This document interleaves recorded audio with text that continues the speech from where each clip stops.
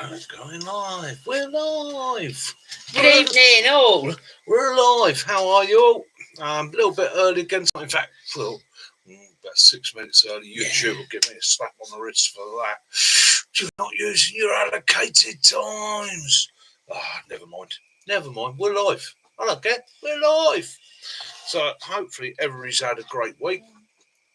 Hopefully you've all been awesome. Well, I know you've all been awesome because you're my awesome friends. Excuse me, I went off then. Doing a right. Made Good a bit evening. of a change in the man cave.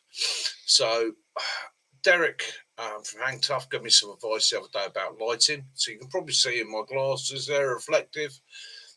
Got some ring lights. Ooh, funky. So I basically set them up so that hopefully what you're seeing is a little bit better, a little bit clearer, a little bit improved. Big news coming up. So one of my subscribers, I'm not going to name him because I don't want to make the guy feel uncomfortable, but he knows a bit about computers. So yeah, it's funny how things go. So let's put it this way. Yeah, hello everybody. In fact, actually, hello everybody. Hello BJ, Dirty Faces, Timmy, Bobbins, Silver Rain, Katrina, BJ, and Lee Michael. Katrina. Hiya guys. So you're the first one, son. You'll get the new good news. And Katrina, congratulations on your engagement to you and Michael. You're engaged. You've nearly got him, girl. You've nearly got him. Hello. Someone fell off the wall. That's just that. Right, there you go. Fell off the wall. Was that it? Amazon? Temu. Don't buy them. Sticky pockets. Don't buy them. Don't stick. Falls off. No good. Good evening, Mac. Evening, Mac. Hope you're good, mate. Right. So. Good evening, Baz. Evening, Baz. So, life. Benidorm. Baz is in Benidorm. Baz, you invaded Benidorm. Hey, when are we sending the second wave? Let me know it's going. Baz is now the recce troop. He's up there. Yeah. He's working it all out, ready for the invasion. Right, so life is a funny old fucking thing, isn't it? Excuse my language. In fact, actually, before we go any further, let's get it right. Let's do it properly. Beginning of the thing. This is my warning. This is an adult. Walk away, grumpy old man. Yeah, this is an adult live stream. All right, okay. There will be no gratuitous violence. There will be no nastiness. No, we don't hold with racism. We don't hold with religionism. We don't hold with Asianism. We don't hold with sexism. Yeah, we just take everybody as they come. All right, there will be no nastiness on this channel, but occasionally it is an adult channel, and we're of a certain generation. Evening, so Benny. You got a chip on your shoulder. You have a problem. There's the door. Off you go. Sorry, DB. If we offend, we offend. We don't do it on purpose. It's not done gratuitously. It's done by accident. Okay, so yeah, if you've got a bit of chip on your shoulder, there's the door. You know where to go. It's my pub. Simple as. Yeah. So there we go. And if you've got kids, what about beardism? It's coming back. It's coming back.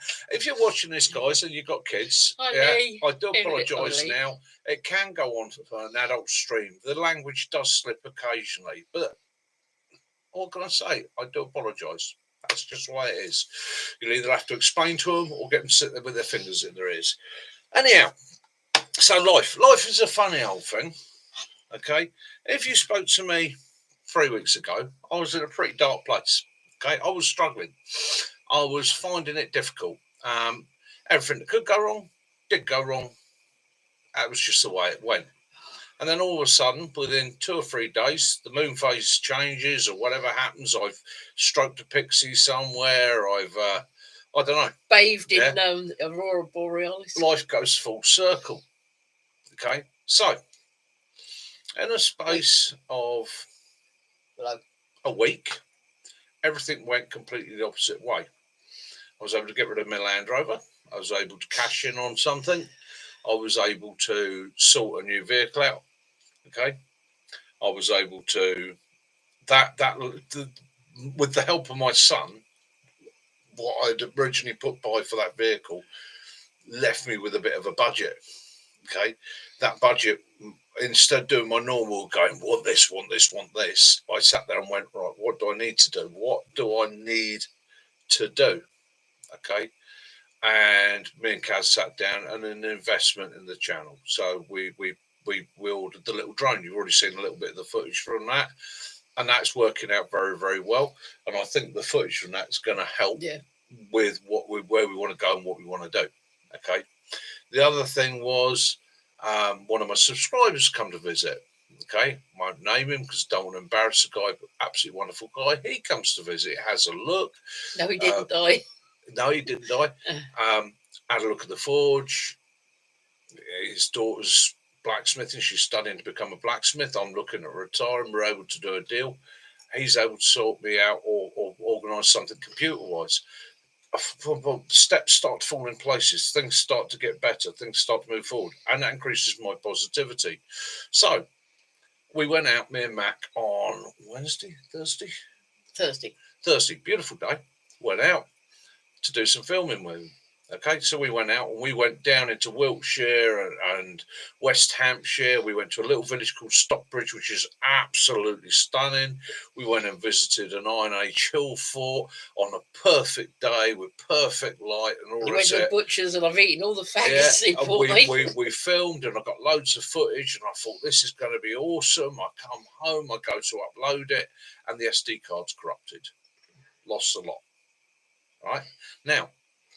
Been 3 weeks before, when I was in a dark ebb, it would have just been another suck down like that. It would have been just something else that would pull me even further down, and I'd have been like, but because the positivity is there, because I'm feeling good in myself, do you know what? I looked at it and I was like, yeah, I was angry. I was like, do you know what? Me and Max spent a whole day and we travelled probably the best part of 100 miles to get this footage, and it's gone. Gutted, absolutely gutted. But because the positivity is up, you sit there and you go, do you know what? It is still. That's the way it goes. That's the way it goes. That means me and Mac have got to go back, if we feel up to it, film it all again. The bonus with that is it's the second time round. So this time, we'll take other camera systems. This time, we'll take the drone. This time, I won't try and all big clever and do it all on my phone. This time, we'll have a better idea of what we're doing. Right? So that's the positivity. Positivity helps. Sometimes when you're on a low ebb, you can't see the light. You've got to look up. You're at the bottom of the well. Look up. Try and see that bit of light and grasp for it. Okay? Sometimes you're at the top of the well. Yeah? And you might drop the occasional thing down. And when you drop the occasional thing down the well, you just have to look at that dark hole and go, not going there. I'm not going there. Turn around and have a look at the light that's about you. Okay? And that's where I am. I'm at the top of the well. I'm looking out. So that led to me sitting there going, bugger, what am I going to do? So I literally sat there on the Friday, yeah. Sat there on Friday. Like, no, what am I going to do? Need to get something up quick. It was getting on late in the day. I had a look round over my shoulder. You got to go back there, Mac. Yeah. Need some more faggots. Yeah. I had a look over my shoulder and I saw the GI cook set, which John Kennedy had sent to me. And I was like, even for you crew. GI cook set, I've not done that yet. So I grabbed that and I thought, we're going to add to that. Yeah, the self-heating bags. Oh, what else? Yeah, the drone came that day and I was desperate to take it out and try it. So went up the woods. Well, it took 4 days to arrive. Yeah, that whole video was filmed in pretty much 35 minutes as the light was starting to change and all the rest of it. It was a grabbed video. It was spur of the moment. And it's doing okay. Okay. So sometimes when things go wrong, keep the positivity, they go right. Now, I did that on Friday. Saturday was Sunday day. Yeah, Saturday, yesterday. I got that all edited, organised and uploaded on, I think, the Friday night, maybe the Saturday. I can't remember how that went. But then yesterday, I had to go and do some filming for a collaboration I'm doing, which will be up. It's quite exciting. It's up and coming. I can't say too much because the guys get angry with me. But it's quite a big collaboration between four guys based around the world, okay, doing what we do. And it's going to go further. John. And there might be some other invites for other guys to add bits and pieces to it. I don't know. We haven't sat down. It was literally somebody put an idea to me. I went, yeah, do you know what? I'm up for that. And we went on. So last night was a night up the woods on my own. Yeah, this is going to be an interesting thing, putting yourself through it. And I did put myself through it last night. So did that, got back this morning for about 7 o'clock, all excited. All that footage went off to them. And then through the rest of it, I pretty much kept, didn't I? Yeah, I pretty much slept all day. Now. Yeah, Kaz isn't feeling so good. I'm feeling all energised and excited. So the energy level's up. Plus, I've slept all day long. Kitten. Yeah.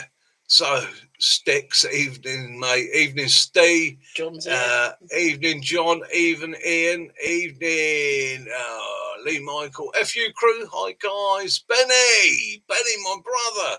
Benny. Good evening, Steve. Benny, where's this reveal? What's this reveal? I keep going and looking for it. Have you done it? Am I missing it? Is it somewhere I haven't seen? Oh, I'm getting really excited for you.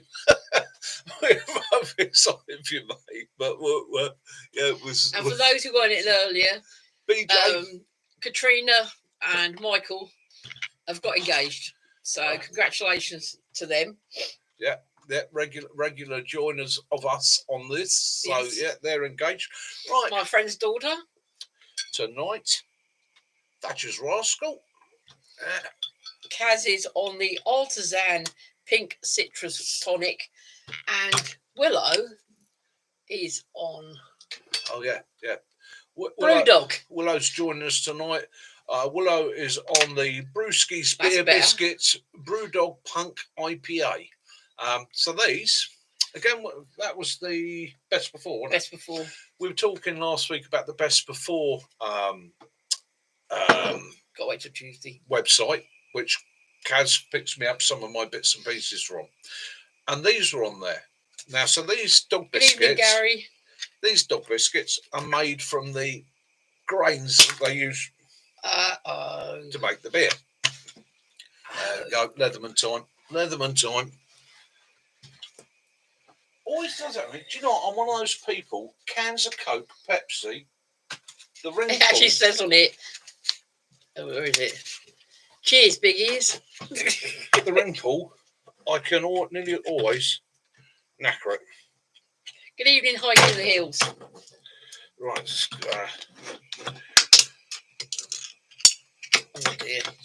Will I don't get that metal? I'll put that straight in there. A little bin down there. Was there a little bit of the pinned off, was there? Yeah, but it went down the back of the radiator. And inside the tin is Brewdog biscuits. Oh, Willow, you coming out to say hello? He's been to the groomers again. So yeah, so that's his new favourite little dog biscuits. And they work about 60p a can. That's 140 grams in there, so well packed. Keeps him going, keeps him happy. So if you've got a dog, again, sort of thing you can pick up on the cheap there. Oh. And 2.5% of all the earnings for this goes to a dog charity, Street Paws. You won't want them there for the dog biscuits. That's the go, Carrie. Well said, big head. Way it goes, big nose, too right. John, yes, John, how did the camp? Yeah, seen the footage. I've seen the pics. Yeah, it's right, you can. Benny, you can get those cans. Yeah, and Benny, you could make hobo stove with it.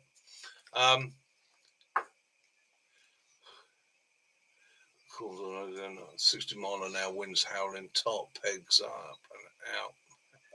Oh, that's bitter. Mate, that's what you want, John. That's what you want. You want to be challenged. That's what happened to me last night, but you'll have to wait for this collaboration. Challenged. Sometimes when you push yourself, you're Timmy, I'll bring some for you down to the camp. You can try some there. Yeah. So, yeah, and that's it. Positivity. That's how life goes, isn't it? It's all about having some fun. So, right, that's the point. Yes, I'll have a drive up the woods. probably with Mac this week. We'll probably have a dive up there, do something from up there. Whilst I'm up there, I'll grab a what 3 words and that for the site for those that are coming to the camp. Nice one, Gary. And I'll get those out to you. Yes, Gary, you're a mate. I remember that. Yeah, he's been sleeping a lot today. Yeah. And I think he's better. Yeah, sugar. yeah.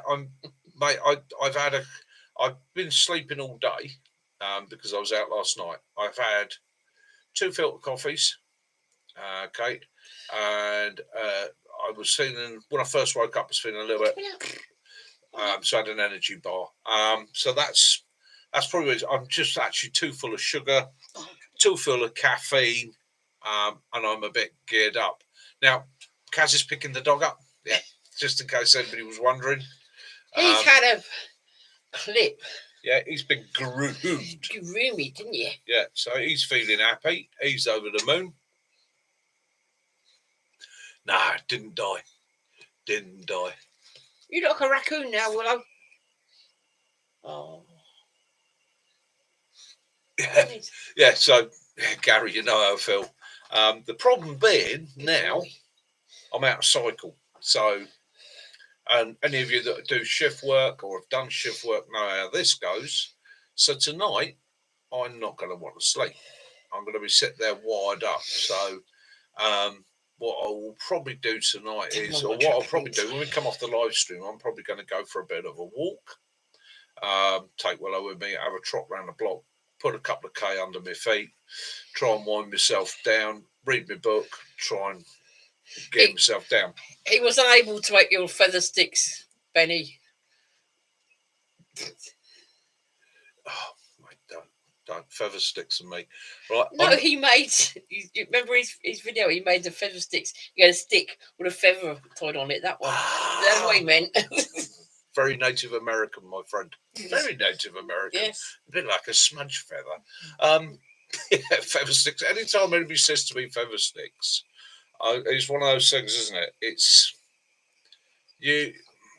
Yeah, I watch a lot of channels, and I watch a lot of very, very top end good guys, and I often sit there and wonder when I'm watching their footage how much is in the editing, because every single one of you that's made a feather stick knows you sit there sometimes doing your not 9, probably 7 times out of 10 you're doing your feather stick and you're getting a bit excited because you're like, oh, this one's going perfect, look at this, and they're all curling perfectly and it's starting to whittle down the stick and you're getting all excited and you're like, I've cracked it, and then all of a sudden you go ding like that and the knife just cuts the whole lot off. So now you've got a pile of shavings and a stick. No, okay? No more. It's the reality of it. No. And again, so it's one of those things.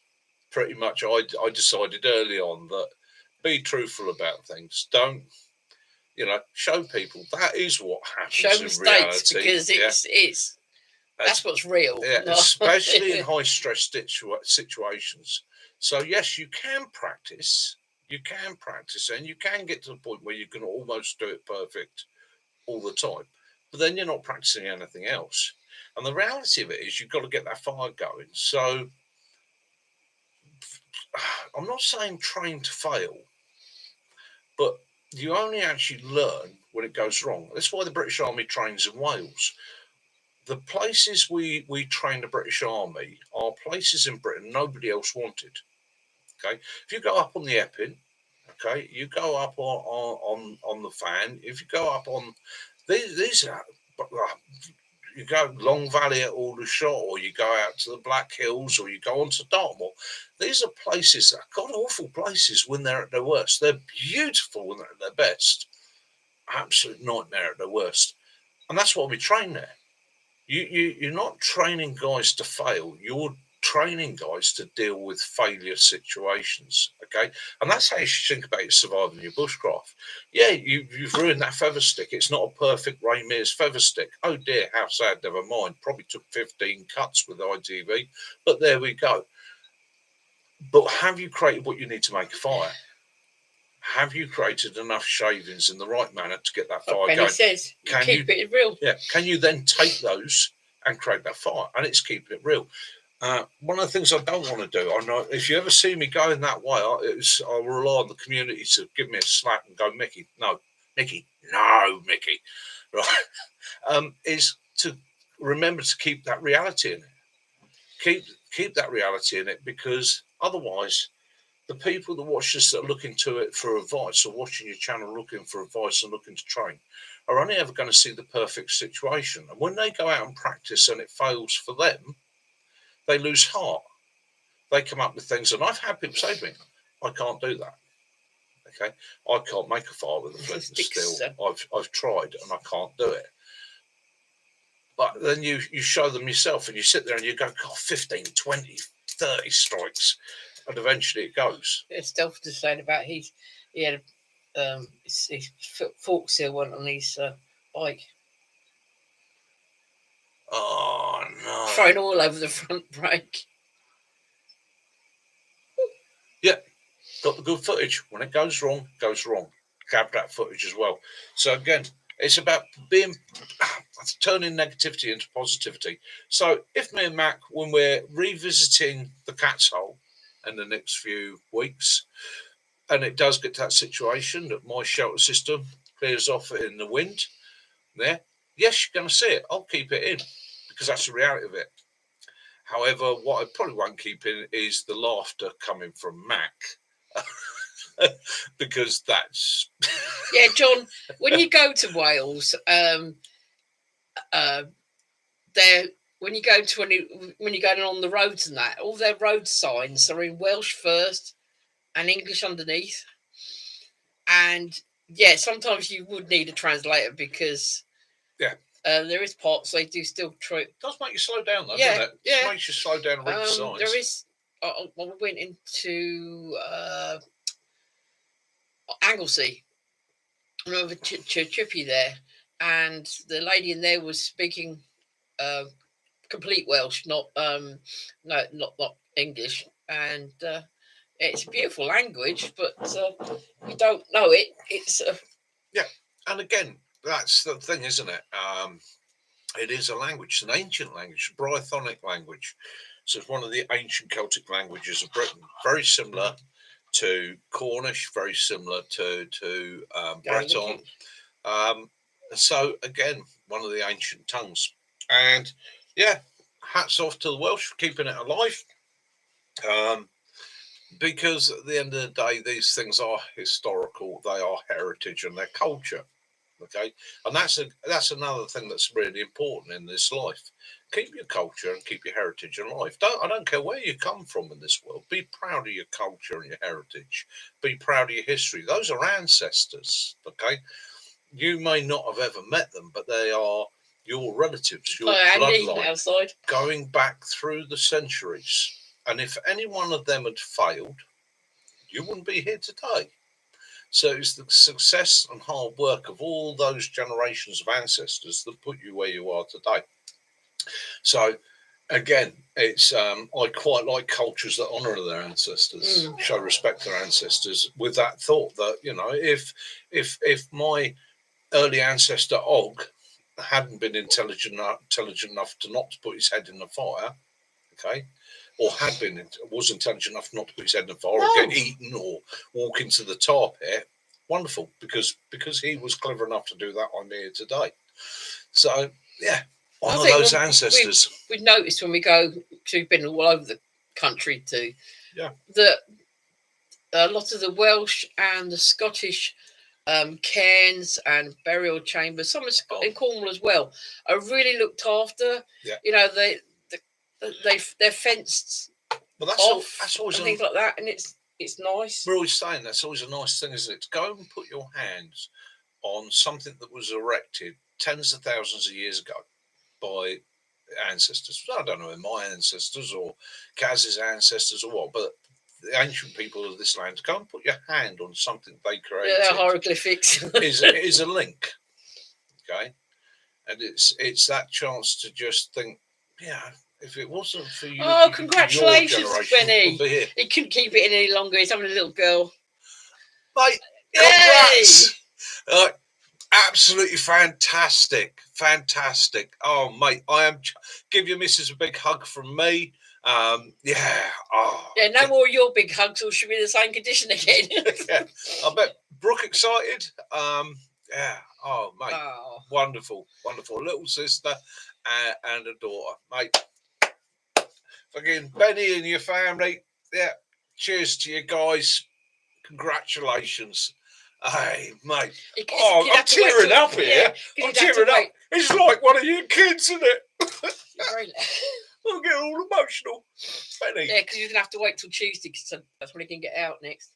Right, so, guys, yeah, do me a favour. Don't say nothing. Don't say nothing. On the channel, obviously, here tonight, yeah, by all means, don't go running off to your channels and saying, yeah, well done, Benny. Wait till Benny's had a chance to put something up himself on his channel. But, mate. When did you do it? When did you do? Yeah. Was she due in September? Was it September? Yeah. Brooke's going to be the mummy. Oh, yeah, Brooke, you're going to have somebody to teach and train and you go, no, Dad, you don't do it like that. Yeah, she's going to be fantastic. Oh, my, bless her. Oh, fantastic. That's fantastic. And again, positivity. It's a pickup. Big grin on my face. Chuffed and buggery for you, mate. Really am. Oh, that's fantastic. Yeah. 28th of September.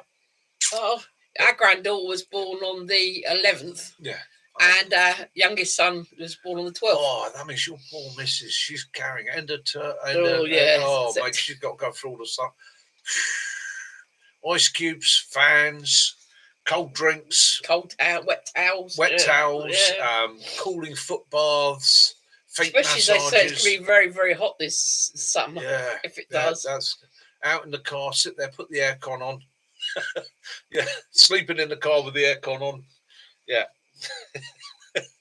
And remember, Benny, I have done a midwifery course, so you know.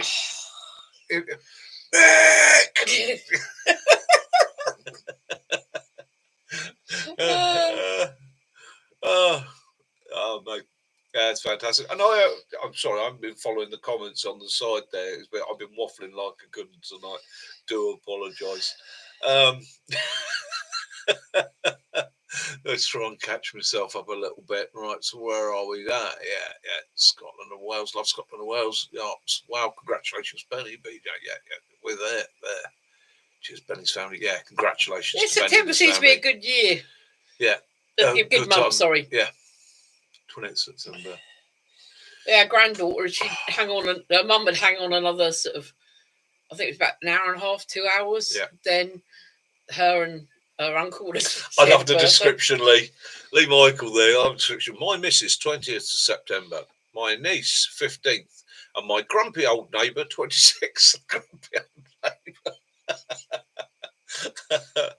neighbour. We haven't got.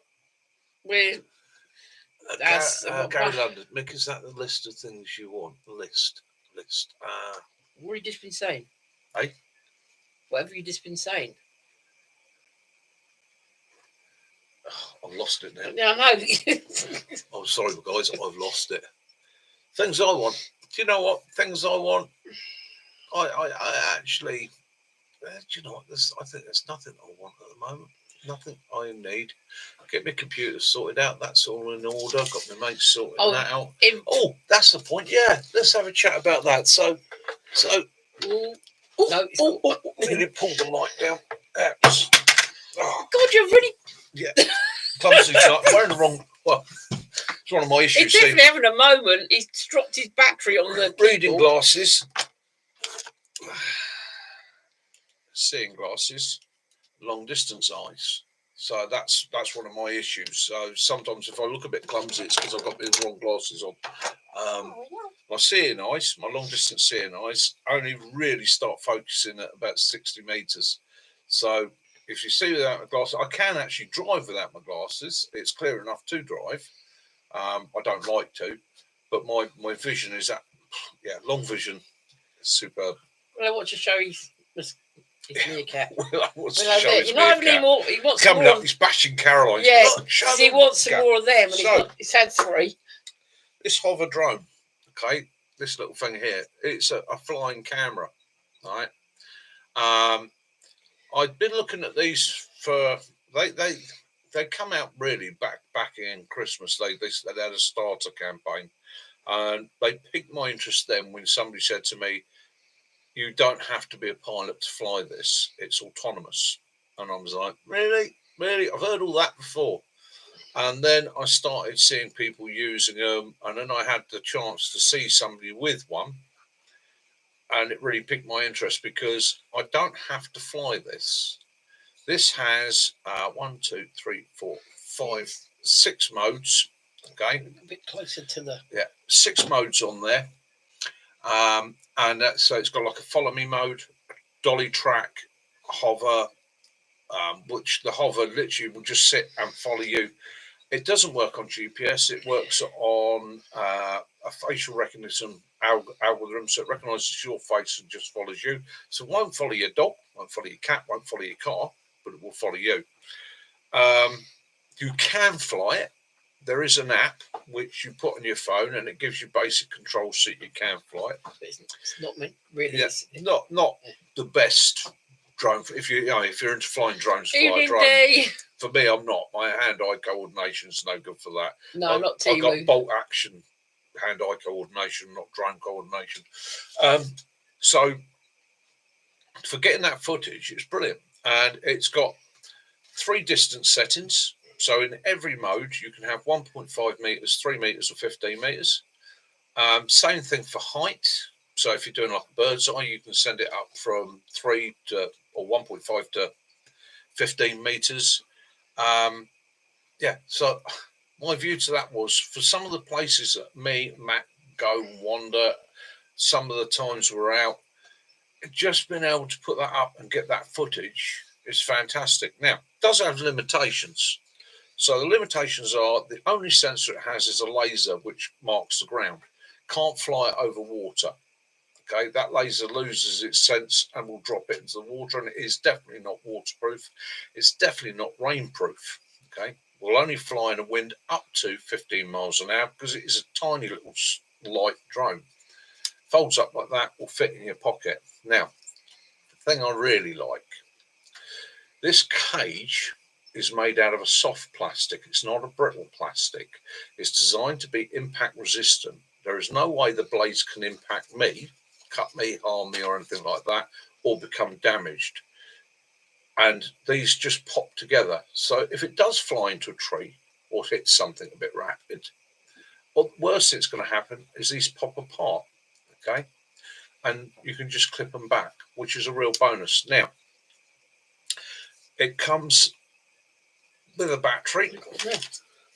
Okay, battery disconnects like that. Simple little battery. That battery is only going to give you 10 minutes flying time. So it's not you're not going to do your whole video on it. You're going to get your shots. I bumped, or Kaz bumped the deal up a little bit for me. I got a spare battery. So 20 minutes of footage. Anyhow, I'll hand you over to Kaz. She'll tell you what it cost. On Amazon, they want £485. That gets you the 2 batteries, the drone, the little baggie it comes with, and the charger. eBay is $450, but if you actually go to hoverair.com, who make it, at the moment it's $395, and that's got free delivery. We ordered it on the Monday afternoon, and it arrived Thursday morning. So and the thing is, and it's the only reason I could afford that was the budget I set for the car. My son, brilliant enough, it's $395. Took me out, Benny found a car for me, and he actually knocked the guy. He I'm one of those people. I see a car, and I go, "Oh, you want £2.5 for that? Okie doke. Take 50 quid off." Oh. Well, my lad's a bit different. My lad will walk in, look it over, fine tooth comb. Chris is quite a good mechanic, and he will go over. He's a petrol head as well, isn't he? And as he's going, he's right. That's going to cost 50 quid. That will cost 100 quid. That costs 20 quid. So and so. And then he comes out, looks at the guy. Now I'm expecting like two grand. And Chris comes out and goes, "Give you 1,600 quid cash." Right, or walk away. It needs this, and this, and that's what we need to do. And I was like, I did one of those jaw drop moments. You like, I sort of looked at my son and went, but the guy was happy with that. So yeah, It's that cool. gave me a little bit extra left in my kitty. So again, get something for the channel. There was part of me that said, oh, do you know what? I could fly out to see Derek. But the thing is, by the time I'd sorted out visas, travelling, care for Kaz, spending money, and all the rest of it, I still wouldn't have the budget. So yes, we are planning on going out and seeing Derek, or I am planning on going out and seeing Derek in the States and doing a week out there and doing some filming with him and meeting up with him. Yeah, that was really. Yeah, if it hadn't been for the fact that we'd saved the money on the car, then yeah. Prime with alloy wheels and everything. Yeah, I wouldn't have bought that if it wasn't for the sake, or for the case that I had the spare cash. I say spare cash. I don't have such a thing as spare cash, but it was, I had the allocated cash for the car, but it wasn't used for the car, so therefore you had it. Yeah. So I sat there and I said, you know what? I've been looking at them for months. I think it'd be great for the channel. Let's go for it. And so the plan is, I will still want to. You could do your own thing of dog soldiers. You know, when they're running through the woods. Yeah, being chased by the werewolves. That's just it. It gives me Mac an ability to show you some of those wider views. When we were down on Dartmoor, there was a couple of times we both said it's a shame, you couldn't just get something to fly around Benny, us and get the view. If you put your email up now, what I'll do is I'll write it down, then I'll delete it for you. Yeah. Yeah. So yeah, it's it's an investment, isn't it? So again, it's invested in the channel, and it's quite a funny thing. I'm not going to make any money from it, as I've said to guys before. I've been brutally honest about it. I get carer's allowance, so I can't make a secondary income. If I do, I lose the carer's allowance. I didn't. It moved so fast, I didn't see it. Which is how I make my income. Right, so from my carer's allowance, that's how we survive and get by. That's Temu, 85p. But did you die and you get black ones? Yeah. So again, my channel's not monetized. Well, my channel is monetized because that helps the algorithm, but I've not set up the AdSense. I can't collect a penny from it, and therefore, yes, you will see adverts, but that's because that's what YouTube's out there to do. So by allowing adverts on some of my videos, YouTube's happy because they can promote and make their money their way, which is through their ads. That means they push me that little bit more. Okay. And I could, if I allowed ads on more videos, they would push me even further. And that's one of the tips to you guys that are starting out. Once you do get that monetization, now, if you're in a position, unlike me, where you can earn an extra income, click everything. Go for the ads, grab it, because it will push you that much more and grow your channel for you. That's it. Actually, when you don't hear the drone either, do you? It cancels it. So you can sync your phone to the drone, and then the hover app on there will record your voice. So if you're doing a piece with the hover drone, you can sync it, but what it's got is the noise cancelling. So the AI takes out the sound of the drone, all you get is your voice. I haven't quite got that far yet. It's still sort of learning the basics. And again, as with as I said on the video, when I did my research on it, I found, because initially a couple of people said to me, because it's weight, you don't require a license, don't need a flyer's ID and all the rest of it, because it's an autonomous camera, it's not a proper drone. Well, actually, when I did checking with the Civil Aviation Authority, yes, you do. If it flies and it's got a camera, even if it's a remote controlled plane, a drone, if you've thrown your phone far enough, you, in theory, going to need a flyer ID for it. Now, flyer ID costs you nothing. It is literally a test done with the Civil Aviation Authority. It's multiple choice. It's quite simple, quite straightforward, and quite sensible. You do that, it registers you for a flyer ID, which means you can fly a class 1 to 3 drone. Okay, which you've got the card and the stickers coming ready. Which is a light, simple drone. Then you if you own the drone, you need an operator's ID, and the operator's ID costs me, I think, about £12 a year, and that basically registers or gives me a registration number which goes onto the drone, and that means that if I do anything naughty or silly with it, cause an accident, cause a disaster, harm somebody or whatever, it's traceable, comes back to me. Now, it might seem a little bit authoritarian, but at the end of the day, in this busy country here where we have so many people, and we do have people that will fly them up to people's windows and look through the windows, I think it's a good idea. You have some sort of regulation and control on that. Otherwise, we have a local man on our Facebook, and he flies over a lot of when they're doing the buildings. And so you actually, when they were doing, we had an old golf course here, and they turned it into a country park. And what he was doing was flying it over and showing people all the new paths and that they put in the playgrounds. Really and that. Nice, yeah, useful. Again, so this isn't that sort of drone. It's an autonomous camera. It locks onto me. It follows me. It will circle me. It will do bird's eye shots and things like that. But it won't pull me up like the budgie. So that's why I went for it again, because I don't trust myself flying a drone. Okay, you just let it do its thing. But with that, it's nice and easy. And the other great thing is, like I said, one of the things I do like about it, it is so light and small. It packs away to nothing. That's why I get my hard case. I'm worried about sitting on it. It's the sort of thing you can pack away and lug along with you. And if you decide to use it, you can. If you don't want to use it, you don't. Anyhow, so enough of that. So it sounds like I'm showing off. Which I'm not. Well, the thing is, though, Benny, Mick, now he's got his Armour phone. He's tried the Cat phone, you tried the Land Rover phone, and you destroyed them in less than a week. Yeah. For their completely undestroyable phone. Yeah.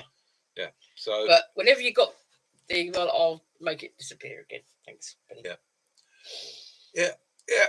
You've got to have faith in yourself, and yeah.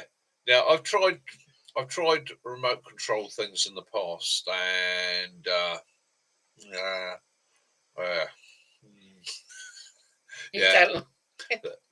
they just went away.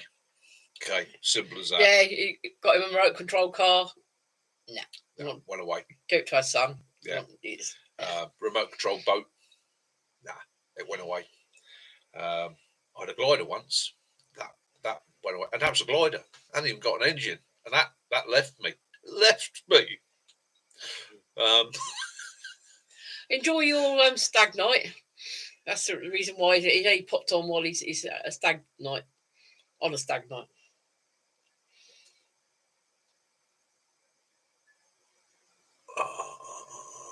Who's that? Are you Baz? Baz. Oh, you lost it, Benny. Oh. Get off on your stag night, mate. Enjoy yourself. Have fun. Have a great time. Thoroughly enjoy yourself.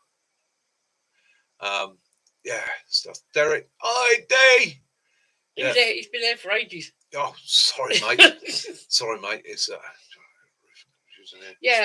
friend of ours. He does checks buildings. A lot of the the bridges and things like that. They're ideal for that.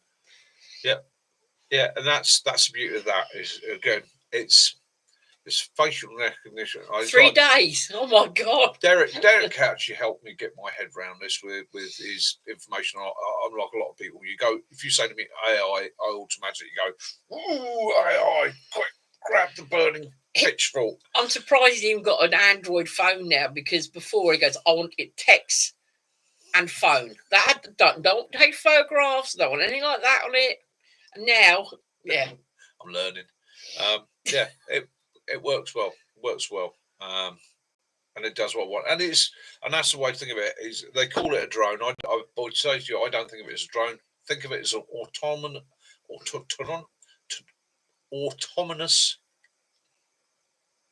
Autonomous? Is that the right word? I think that's the right word. Autonomous camera. It's a self-flying camera that you can preset 5 modes for it to do what you want. And it's quite good imagery as well. Oh dear.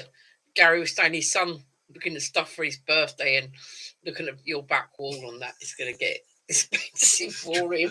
I'll put a blanket up next week and hide it for you. Autonomous, that's it. Yeah. Autonomous, that's it. Yeah, so great fun. Anyhow, so what's coming up in the future? Right, well, me and Mac are off to Cornwall in the next month. So we're doing a video way out west. Well, before, obviously, you only got, it's only a month or so, and then you got your camp. Oh, bugger, yeah. So So do we do it before or after? Do it after the camp. We'll do it before. Yeah, do it before the camp. Right, we'll do it before the camp. Way out west. Okay, so any of you Laurel and Hardy fans? Yeah, so we're going to dive down to Cornwall. We've got some places down there that we're going to visit.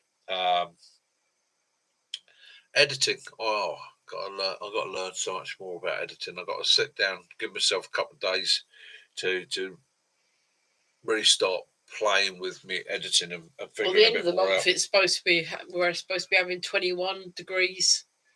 Supposed to be getting better, isn't it? Yeah. Yeah. So then next week it'll be getting warm. I want to do more videos getting out and about. A bit more adventurous. Been a long winter and a long few weeks being cooped up. Well, it looks like I'm not going to get my chance to go see if I can drift my scooter in the snow. But no. Hey, next year. Which one of you, Stan or Ollie? Leos. Yeah, it has rained too much. It really has rained too much. I think out of me and Mac, I'm probably Ollie, and I'm probably the grumpy one.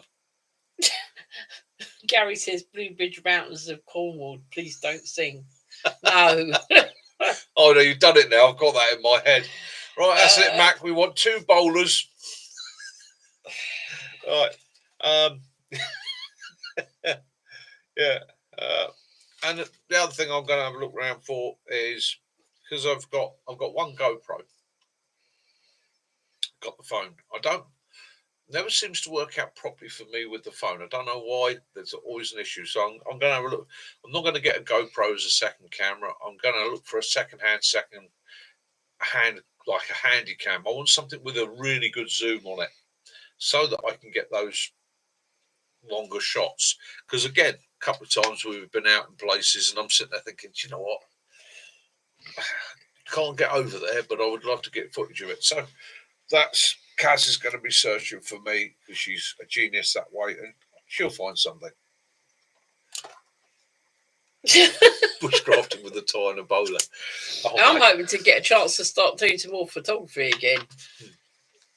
Well, this is where I've learned a lot of this from. But yeah, only thing we do need is we haven't got a tow hitch on the CRV, so we need to get one so that my trailer can go on the back of it, and we can put the scooter trailer on.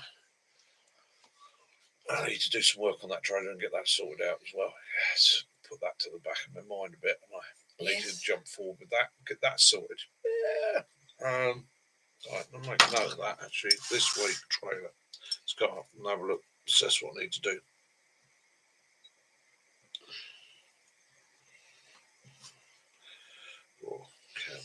They got to do it with a pasty in hand. Good evening, Jason. Missing you. Evening, Jason. Where the hell have you been? Who the hell give you permission? Good job you did tell us you'd. Good God. Did you hear the dog? I hope you guys didn't hear that. I do apologise if you did. Penny says, did you get the address, Kaz? Is it? Actually, yeah. Yeah, we're good, Jace. We're all good, mate. Missing you. Yeah, hope you're good where you are. Hope it's all going nice and peaceful, quiet for you up there. Jason's away working at the minute, so he's not local to us, so he's deserted us. I know, Jason. See, if you come out, they went, him and Matt went to Stockbridge and went to the butcher's there and bought me some of their faggots. I'm on the Thatcher's Rascal, Lee.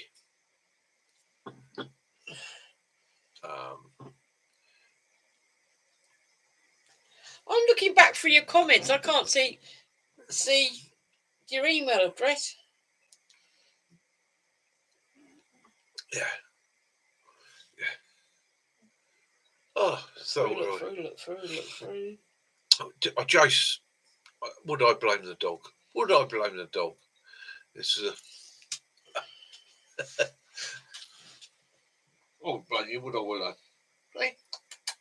Funny enough, you won't come near me now.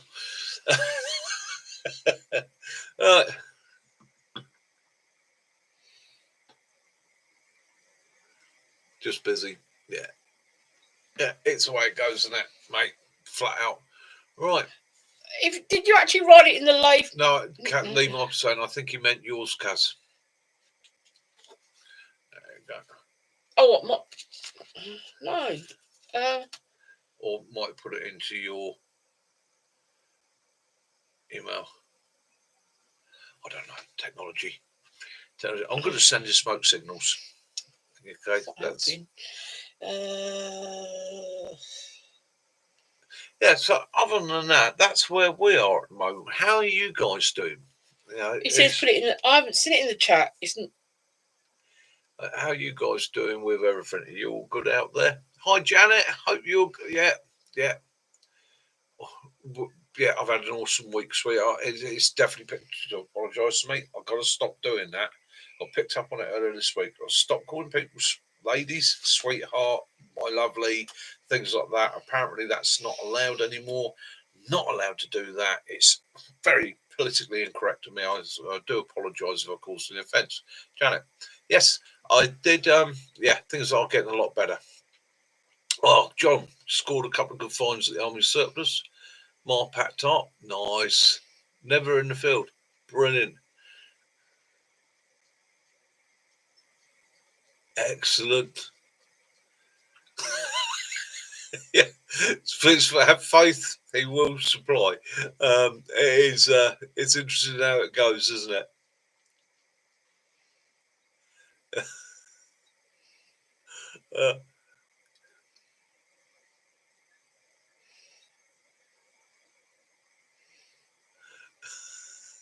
Yeah, young Katrina, Janet. She got proposed to on Friday on a very windy pier in Blackpool.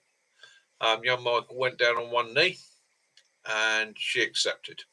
I believe she's accepted. Of course she has. So that's really good.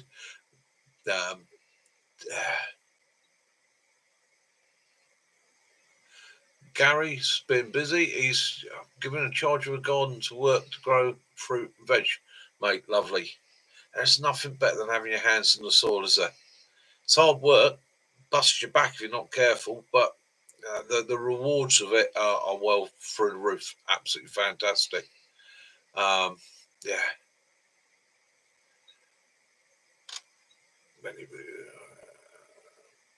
Yeah, I think that's probably Benny's written it 5 times and wonders if YouTube won't allow it. Probably the case, Benny. Yeah. It's probably like a protection thing on the algorithm. It's picking up your email and that, and it won't allow it.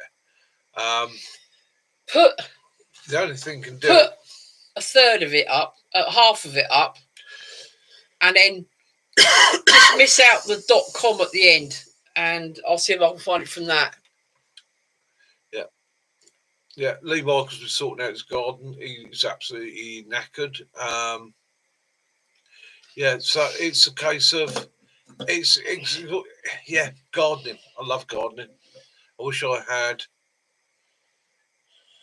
I wish I had a bigger garden, to be honest with you. But how big do you go? So that's one of the things. But yeah, there's nothing like getting out there, and it's honest work, isn't it? Honest work. It's like anything that gives a reward takes effort. So whether it be gardening, bushcrafting, carpentry, blacksmithing, anything that gives a reward will always take an effort.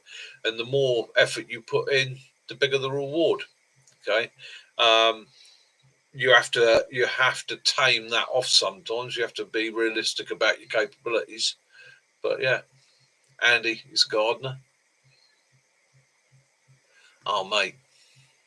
Yeah, you got a knackered foot, yeah. That really bolts you up.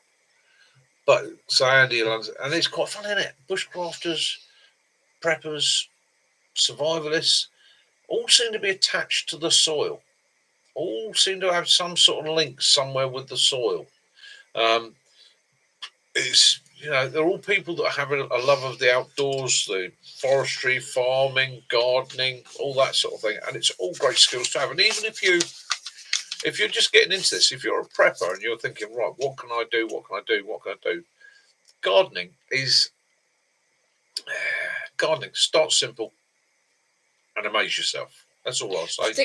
But it'll need the email address.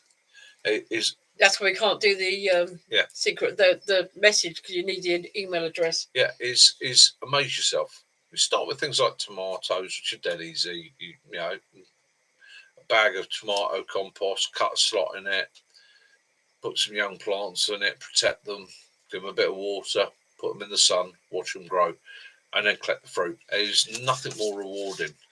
Right, Benny.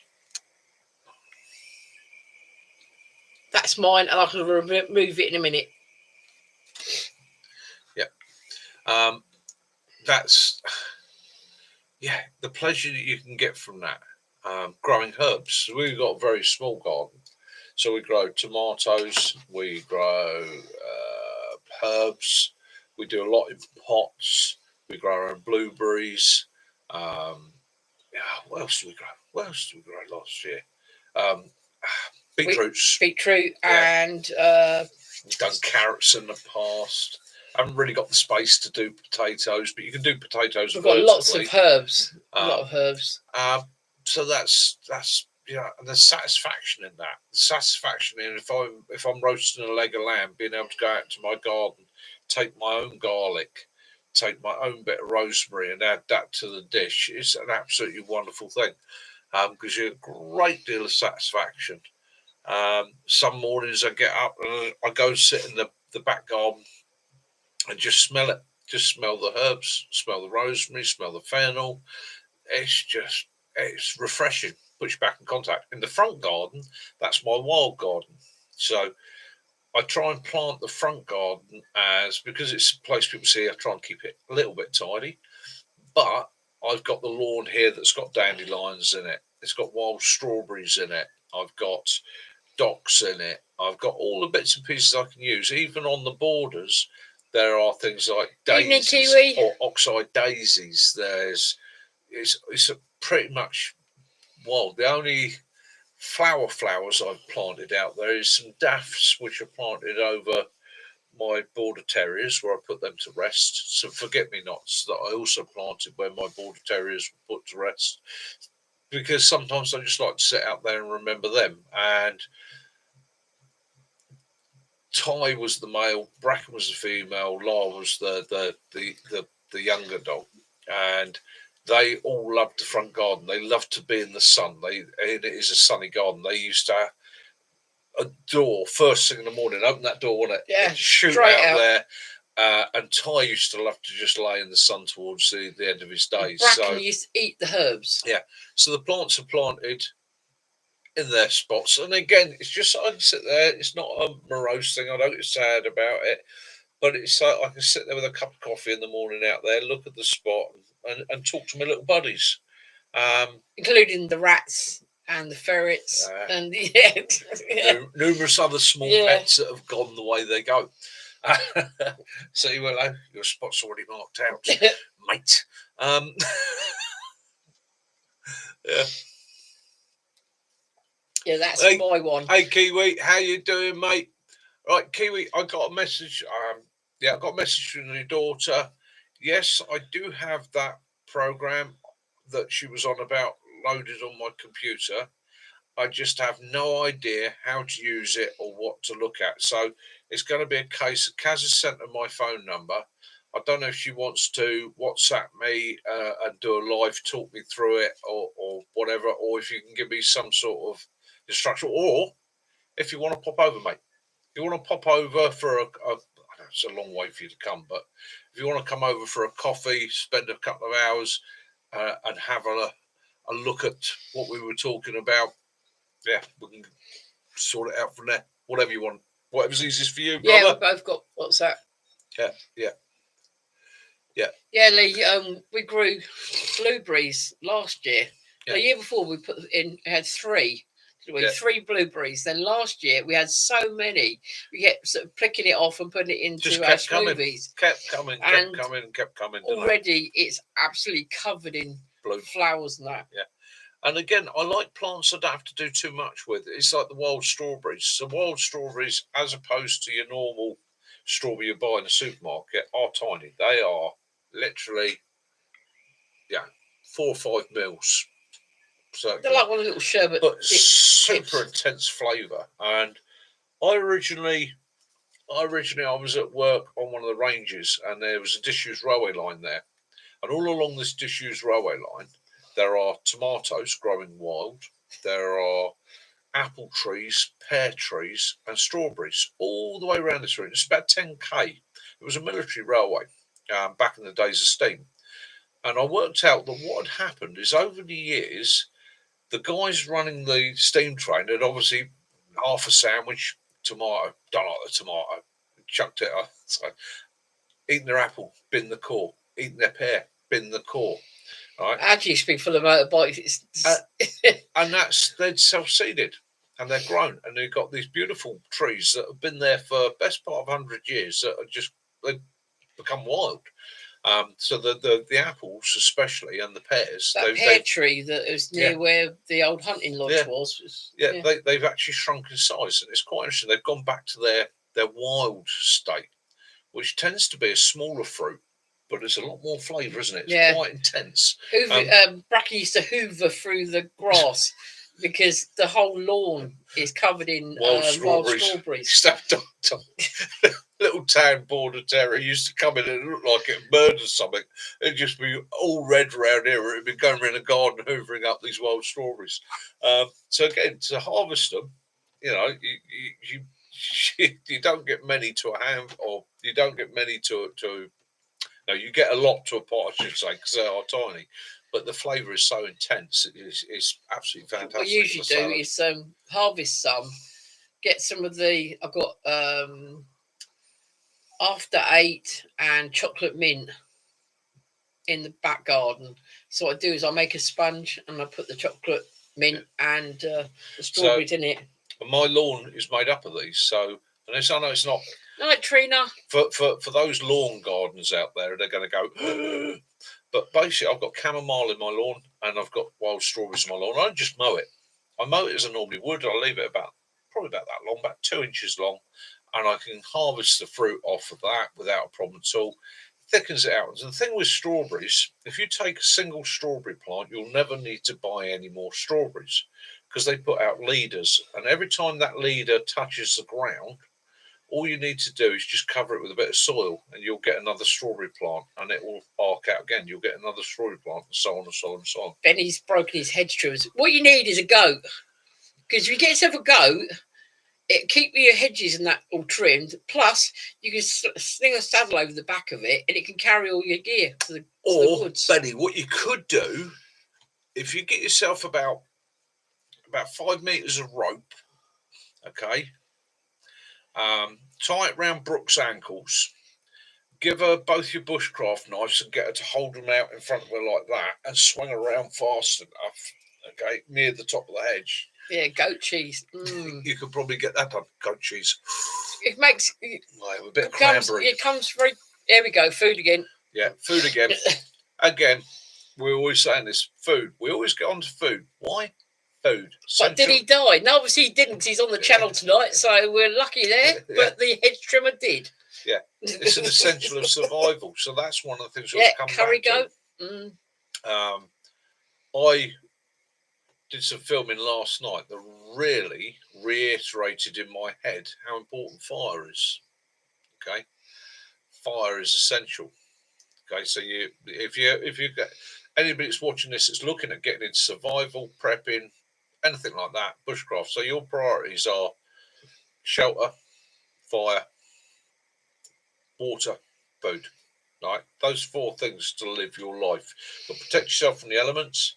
keep garlic yourself bread warm, and sausages, egg sticks. be able to purify your water, be able to get the water, have the water, and be able to eat. If you can fill those 4 criteria, you're laughing. Okay, you are going to make it. That's all we really require. Everything beyond that is bonus points. So companionship. It's always better to have somebody with you than be on your own. Okay. Or get yourself a football. Yeah. Basketball. Or get yourself a Wilson. Wilson. Yeah. Wilson. Ask anybody that's done a solo camp. Okay. You do a solo camp. What's the one thing about a solo camp that can be annoying? It's time. Drags. Nobody to have a conversation with. Yeah, it did look nice. You see something fantastic or something wonderful happens, like a beautiful sunrise. So you find yourself sitting there, you're watching it, and you're thinking, "This is fantastic." I'd love to have somebody to share this with. I'd love somebody else to sit there with me and go, "Isn't that great?" Time can drag. Okay, so sometimes having the companionship that's important. The other thing is with companionship is common sense. So you take it from me, I'm nearly 60. Okay, I'm an older guy. I'm coming into the danger zone.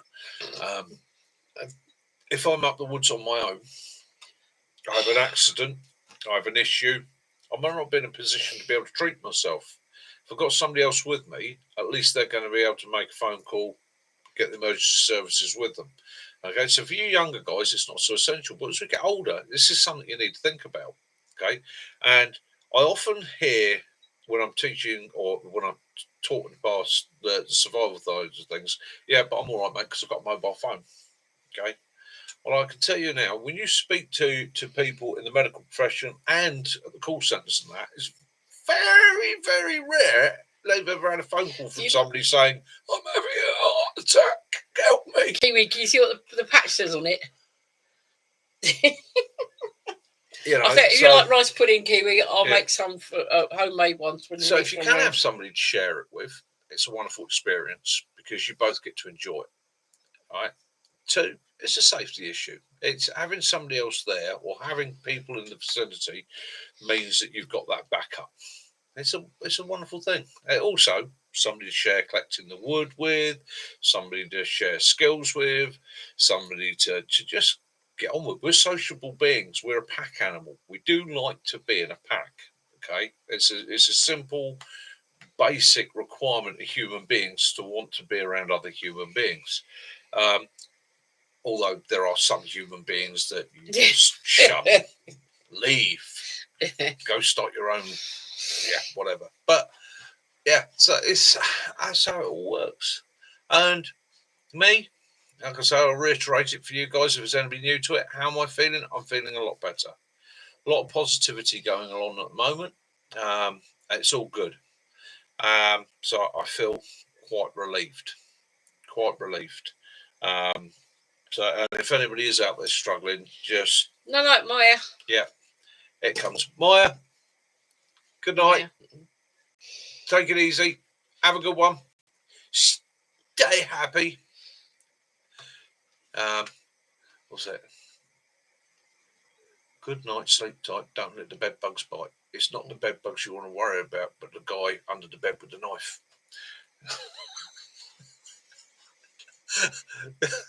Helps kids sleep, doesn't it? Yeah, I have sticks. I got the fire back, and that's partly down to you. That conversation I had with you last week. That did help. That did help. Did help. And that's it. Sometimes, I mean, Mac, he's a great mate for it. When I've been struggling in the past, he's one of these people, he understands, and he will just be supportive, and he knows when to put his arm on my shoulders and go, "It's all right, dude, got your back," and that's sometimes all you want. You don't need people to give you answers. You don't need people to tell you how to sort the problem out or how to get through it. Sometimes you just need people to go, "It's all right, dude, understand. No worries. Take your time." A honey badger under the bed with a knife. That's scary. Honey badger, scariest animal in the world. It's officially the world's toughest animal. Yeah. Yeah. Or the world's hardest animal. incredible creature. Absolutely incredible. Yeah, if there's one creature that you want to be, it's a honey badger. Yeah, Lee Michael, sometimes all you need is love. Exactly. Yeah.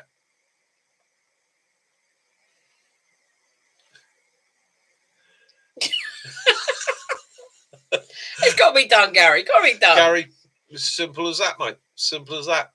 It keeps you busy, doesn't it? Whittles away the time. No, he's not been on the mead. He's on the Thatchers tonight. Rascal. I'm on the Thatchers Rascal side of tonight. And again, alcohol, probably. I'm in a good place. I'm in a positive South Alabama place. skunk. I like skunks. It's fine to be drinking. I probably, when I was at the lowest ebb, should have just avoided the alcohol. Yeah. Because it doesn't help. But as I said to you in the past, I'm actually quite a shy person by nature. The gregarious side of me that you see is a little bit of a front. It's something I've learned to. There's two Micks. There's the Mick that's the little boy that's nervous, shy, doesn't speak like everybody else, struggles a little bit with his words, struggles with his reading, writing, doesn't want to be picked out, doesn't want to be pointed out, doesn't want to be noticed. That Mick is still within me. Okay, will always be there in me. He's slightly nervous, slightly scared, and sits in the corner. The Mick you see here is the Mick that I learned as a young adult to produce. It's the Mick that's confident. It's the Mick that is loud. It's the Mick that gets motivated, does things, can bounce. Sometimes uses a little bit of that to help him. Gary, you're going to have him singing that. I will not. And that Mick is something I learned to develop.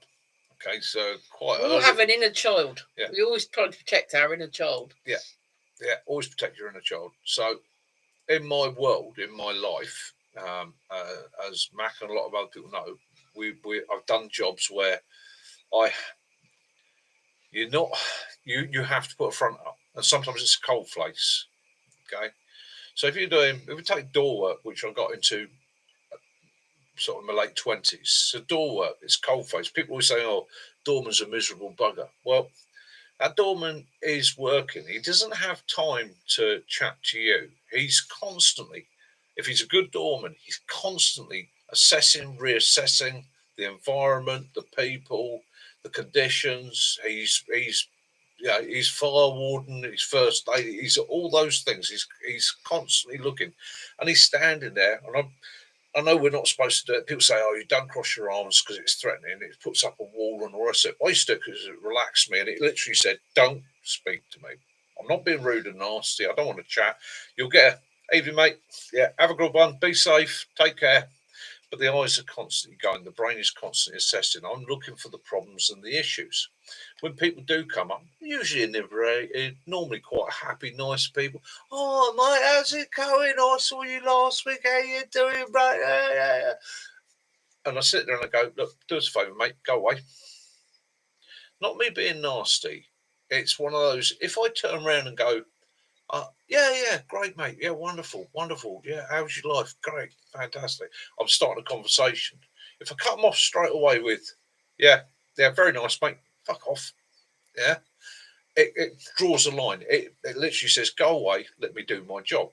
Doesn't mean I'm not a social person. And that's not my natural persona. But I learned very quickly, if you're going to do that job, that's what you do. When I got into speaking, again, walking into a room with 50 or 60 students is really nerve-wracking. Still today, it gives me the willies. However, what I do is I stop outside and I literally go, right, put that Mick away, walk in. I normally try and think of something that's going to make them jump, make them laugh, make them break that ice, go in and literally, Billy Connolly, I've just read his book. He said, do it. You stood there on the outside of the stage, you got the butterflies, you're like, "Oh, how am I going to do this?"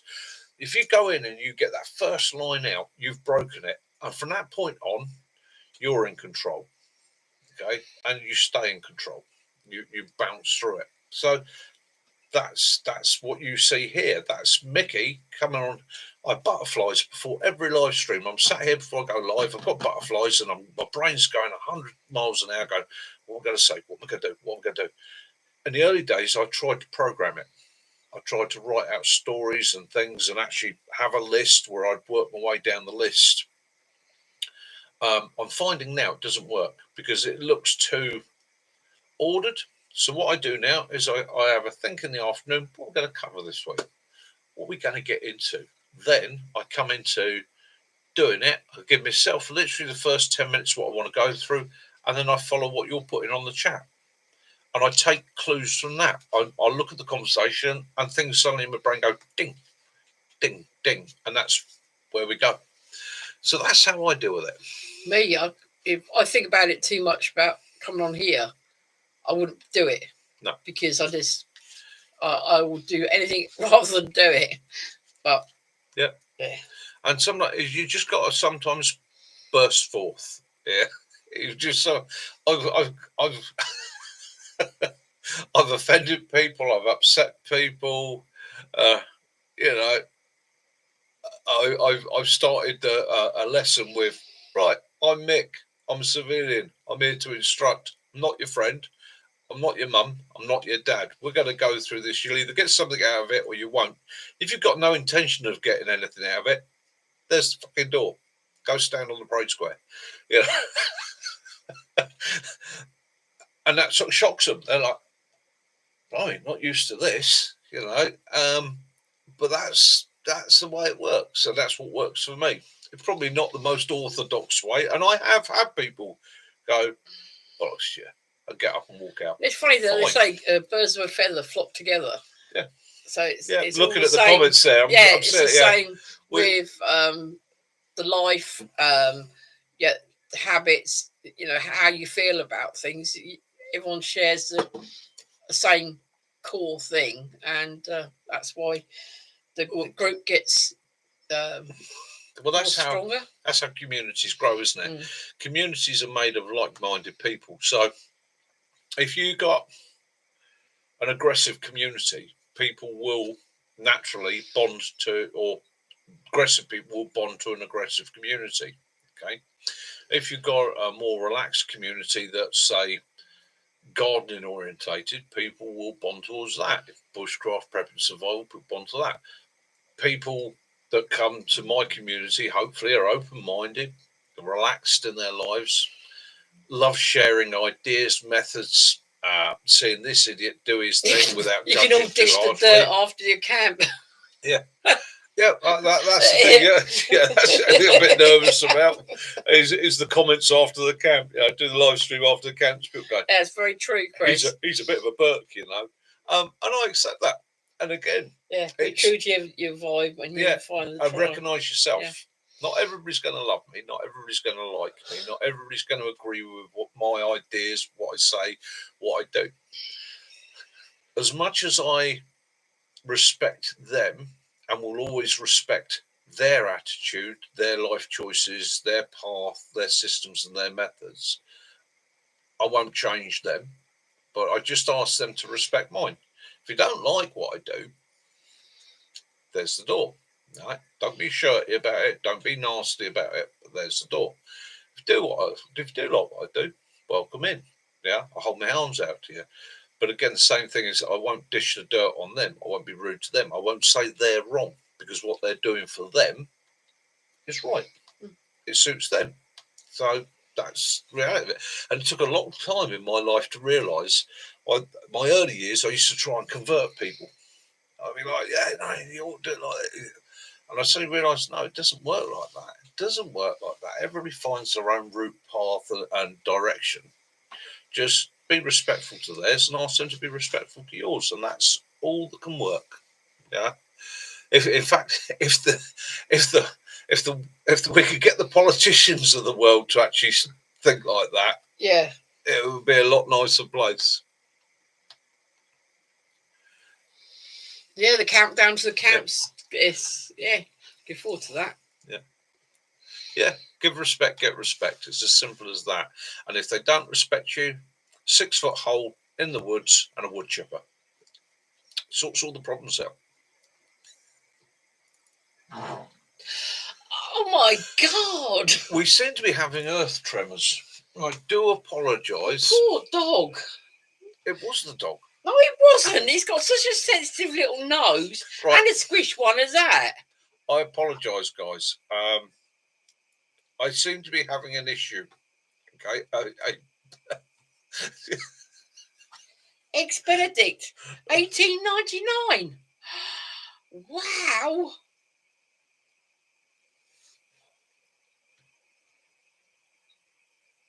Nice. Is it gold eggs? You know. Was that the cost of the lunch for the entire family, mate, or was that just like per portion? Yeah, he's been having steak and you had a faggot as well, didn't you? Yeah, I had steak. I've eaten too much protein. I think you're thinking Veggie Monday for him for tomorrow. Yeah, it is Veggie Monday tomorrow, so that's good. So, and that's another thing I do. So I'm trying to reduce not stop eating meat. I enjoy meat. I like meat. Simple as that. But what I'm trying to do is reduce the amount of meat I actually eat and actually put myself onto what I would call a more natural diet. So, especially this time of year, more fresh veg, cut the bread. In fact, I'm trying to. I failed today. I had 3 slices of toast and a cup of soup. But in reality, what I need to do is cut the bread, cut the rice, cut the pasta, get some of this off. So I need protein every other day. Nice, good bit of quality lean meat, or say lean meat. I like meat with fat on it, so a good bit of meat. And Kiwi's got lots of fresh veg. Hovercraft in his underpants. That's what that is. 2 pancakes and potatoes, $16.99 each person. You know what? You're getting as expensive as the UK, mate. We've got a local Toby that does a all-you-can-eat breakfast. Oh yes. And that with a coffee or tea is $6.99. $6.99, yeah. And you can just go up as many times as you like. Although, and they do these Yorkshire puddings. They're like that size. Yeah, Michael. I'm the same. I had a ribeye the other day, and over the years I always used to flash it, but I've taken to just doing it a little bit slower now, a bit more gentle, and then just letting it sit, and it was like butter, absolutely beautiful. Because I'm very similar to you there, Lee. I don't have a full set anymore. I haven't had a full set for donkey's years. So pretty much on the bottom back here to about there, everything's missing. Most of what's on the top there is missing. Yeah, I'm not so keen on steak. I'd rather a burger. Yeah, that's impact related. And then on this side, I'm missing 2 at the back, and I'm missing I'm missing all my wisdom teeth. On this side, I'd have them surgically removed. They'd impacted. So again, chewing. Yeah, if you've got a bit of chewy steak and that, I struggle with it. Yeah, blimey. So, Mr. D, I've been chatting with Chris Sticks, and we've been trying to work out how to get out there. And to be honest with you, my friend, if we can get the visas and that, because there might be something in my past, there might be a small issue that might get me refused. Shouldn't do, because it was a small issue way back when I was in my 20s. But yeah, we want to come out for a week, and it's probably going to be next spring, early summer, because we're going to have to save the budget. We're actually sitting here talking about at the moment, working out what it will cost, booking it well ahead to get it as cheap as possible, and set that up from there. So we will be speaking about this in the near future, because I would love to come out to Portland. I would love if it worked out, if I could ever afford to, what I would love to do, I was thinking about this the other night, is come out to Portland, have a week with yourself, and then travel across, meet up with BJ and John, But rather than drive, what I was actually doing, I like trains. I like train travel, and I think it gives you a chance to actually see the scenery. And that trains tend to travel through the countryside rather than the main roads. So, yeah, that would, in a perfect world, if everything came together and all the moons and suns aligned, that would probably be what I would look at doing, is trying to get out, spend a week with Mr. D, and then spend a few days travelling across the states, and spend a week with John, BJ. Yeah, Benny, because once your babe's born, you, Mac and Sticks, and Yeah, we're going to go up to yeah, Dumfries and Galloway, isn't it? Yeah, we got the Forest Kitten. of Galloway we're going to be doing in the UK. So that was Mac. So we got a translator. You got Kitten as well. Kitten's going to be there. Kitten's going to meet up there. So yeah, so that's something. And again, that's out in the wind at the moment. That's planning. Got to look at finances. Got to look at timings. Got to look at when people are available and how we're going to do it. I think we're going to put Willow on the street corner. I'd love to get out to the States.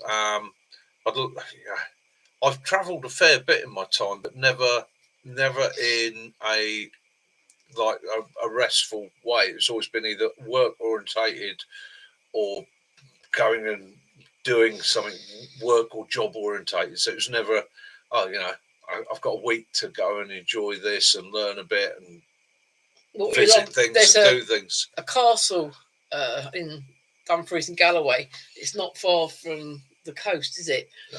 And they got a huge trebuchet in the castle garden. You see the castle, I think that's fantastic. And then you walk further towards the water and find out that's where the original castle was, but because it was so wet and that, they had to move it further back and rebuild it.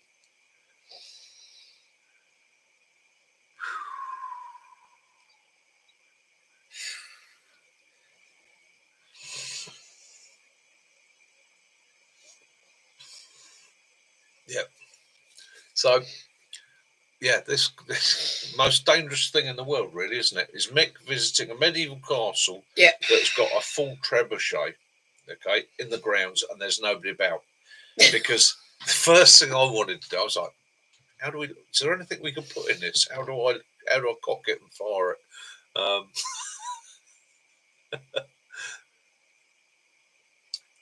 We've been up to. We saw some of the places we stayed at the other day. Michael, we've done that so many times. So we literally throw a dart at the map and go in there. Weird thing is, we always choose a place. Like when we've gone, and nearly always when we start looking into it, we find that there's some place of interest that is near that we didn't know about. It's like when we went to Skye, we stayed at a place called Staffin. And Staffin in 2003, they had a huge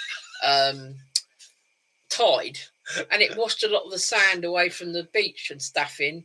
And they found the three-toed dinosaur footprints on the rocks that had never been discovered before because it hadn't had such a high tide. That would be the Kiwi just said that it would probably take a week to go from one to the other by train. Well, that's the idea, Kiwi. Yeah. And literally, there's and stop off on the route. The idea would be take a relaxed journey across, stop off, visit a couple of places. I don't think Mac could get it in his Bergen, really. Yeah. No, I think what he's on about is me putting Max Bergen on the trebuchet. Oh, right, yeah. Oh, bit like our friend Lee the Tanky and his boss's Floss. Yeah, I love Scotland. Yeah, I've been. Oh yeah. We did one. The only time we ever been away for Christmas, we went away with Boo and Ty and La, and we stayed at Mulkintyre. Yeah, that was for lovely. Christmas. We got a little cottage, and it was fantastic. Absolutely in the middle of nowhere, looking out over a loch. Absolutely stunning view. We went to a little churchyard, and in the churchyard was a little building, and then it was some really ancient stone carvings, going way back. Yeah, really that nice. That was a wonderful wonderful Christmas.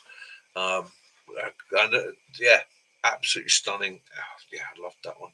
That fox in the garden on Christmas Day. Yeah. We were sitting eating our Christmas dinner, and we were big at a glass farm. window. Yeah. And when you looked out the window, there's like a little garden, and it had these stones in it.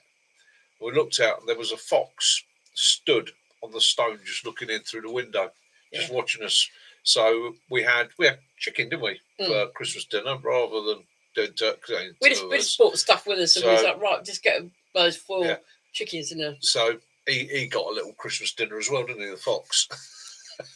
we say that there's a little farm and the building, and as you come up the track to go up to the little cottage we had, there was stone carvings in a slab of stone there with like the cut marks in it. Gary London is an hour to Scotland and half hour to the Lakes. Yeah, I love the Lake District too. You're in perfect position there, my friend. Absolutely perfect position. That's the only thing. I like the south. Macadam, the south is great for a lot of things, but I'll tell you what, getting out and about is a pain in the arse. Got to travel. That's the thing you find though, Kiwi. We found that within. Yeah. We've been more adventurous the last 20 years. Yeah. And really seen a lot. Yeah. That's one of the difficulties, isn't it? It's I've never been right. So I'm not a hotel person. I'm not a by the pool person. I'm not a. No, we're not beach, sort of sitting on the beach all day, every day. Don't want to sit on the beach. I like to visit the beach. I like to have a swim. I like to have a bit of a surf. I like to. We used to dedicate an afternoon or maybe a day out of the week to go to the beach with the kids and things like that, rock pooling and stuff. Yeah. But I like to get off the beaten tracks. What I like to do. I don't want to see the places everybody else sees. I like it when you get off down the little lanes and all of a sudden you come around the corner, there's a little old church that you go visit, or there's a tiny little village that's got absolutely no facilities, but it's so stunningly beautiful that you want to stop and have a look around. Those are the places I look for. When we go to visit ancient monuments and things like that, stone circles and things, whereas everybody will go to Avebury, Stonehenge, we go off the beaten track. We try and find that little place, Lanyon Coy, the little bits that maybe aren't quite so famous, and quite often in their own piece, they're quiet without all the tourists, without all the visitors. They have their own beauty, and they've been able to retain their bit of mysticism, their little bit of magic. We went, was it for one of the equinoxes? We went to Avebury. Yeah, you could hear them. Well, no, we went to Silbury Hill, and you could hear in Avebury, couldn't you? Celebrating, and it was nice to be. One of my favourite UK routes is getting the ferry. Very nice, Gary. Getting the ferry from just shy of Fort William across the loch, and then driving down to Ardnamurchan, which is the most westerly point in the UK. Little single track road for about 25-30 miles. Little narrow, tiny road, but literally every other corner you come round, you went, wow, look at that. We stayed in a place called, it was called the Kennel, and it was a little tiny single-story place. Little bothy, really. Yeah, little bothy, looked out to sea, but you could, if you carried up from the end of the road that went past it, it was the ferry to Mull. So we did Mull as well, didn't we? Yeah, it was a little landing craft ferry, little tiny thing. But it was called the Kennel because in Corran Ferry, that's it.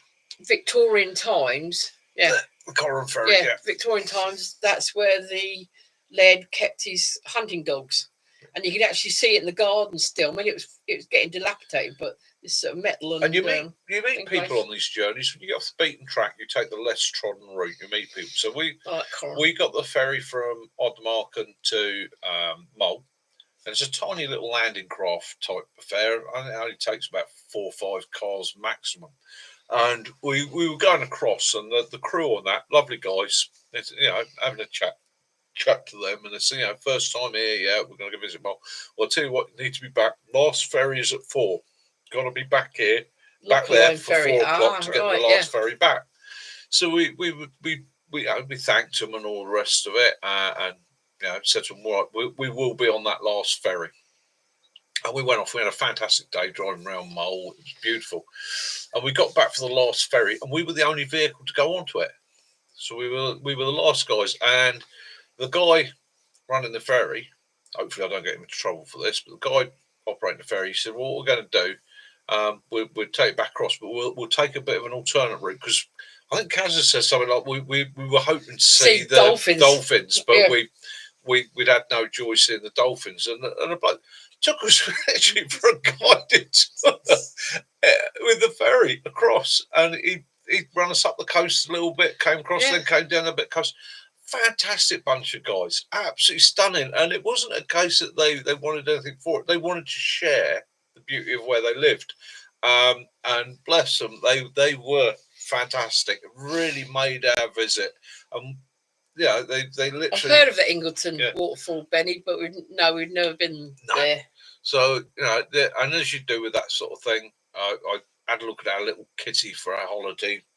Took a drink out for them and made sure they all got it. I literally went like, thank you. No, thank you guys. Go and have a pint on us tonight. It's thank you for that. It was fantastic. We went to St Bees, trying to see the dolphins there, and all we saw was one seal. Trying to be staring at water for hours. We were there a couple of days, didn't we? And you imagining that was a black eye, wasn't it? That was on the Black Isle. Yeah, no, that's the beach. Yes, on the Black Isle. Yeah. You had to drive up, and you got the point there where the dolphins. Yeah, I'll turn it back. No, different place we went to, not. Yeah, but you spend days and hours looking for one thing, only to spot others. It's fantastic. How we doing? And so it's it's always the best way. It's not always. Yeah, you're right. Lee Michael, it's not always the destination. The destination is the goal. We've been on the ferry the journey to Skye. We stayed there, but we also come over on Skye Bridge as well. Yeah. When I start here, when I go up to Scotland from here, we tend to leave around midnight, and that means I can be past London, Birmingham, Manchester, Sheffield by the wee small hours of the morning, and then basically, as the sun's coming up, I've got North York Moors, Lake District, into the lowlands. Yeah, I'm hoping that that's the best views. Be able to manage going, because I mean Skye is 13 hours, and that was with us doing a couple of stops because of the dogs. And I don't know. Hopefully, I'll be able to do that. We can try. If not, what we'll do is we'll do it in 2 shunts. So Kiwi, you got to swim with whales by accident. Interesting. What happened? Did the boat sink? What occurred? It got me the Loch Allen ferry. Yeah, it's not the Corran one. It's the Corran one's the one that went over to Arnhem-Market, and then the other one is the that's it. Yeah, Kiwi. I'm fascinated now. How did you get to swim with whales by accident? Did your boat sink? I know you saw that the Cornish lifeboatman. They saved that humpback, didn't they? Yeah. She was caught up in the lobster pots. Yeah. Gary's the same as me. We're like, hey, explain. Can't leave us with that one, mate. You're not saying you couldn't notice his big ass mammals. Lee Michael ended up with sperm whales. Oh wow. Fantastic. Yeah. We used to see, occasionally as kids, used to see the whales. That's it. Yeah. Wow. Yeah. I'd like to see basking. I don't know if it's in a basking shop. Apart from in a book or on TV. Yeah, I can't say too much about that, but Ard Mark and so got invited up there for some deer management. I was quite interested, but don't get anybody into trouble. Kayaking one. That's it, yeah. The Corran one, yeah. Yeah, so with that lovely little white lighthouse.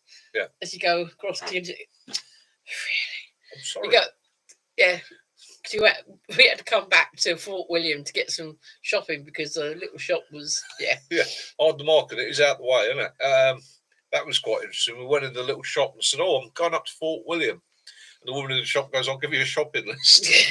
I'm like, "Pardon?" She said, "Oh, how it works with the community shop. If anybody's going up to Fort William, I'll give you a shopping list. We stopped on the way out to the Isle of Mark you pick up any bits you're running short of, and went down to one of the wildlife points and seen all the seals. Why is it seals always have their head and their tails up like a rocker?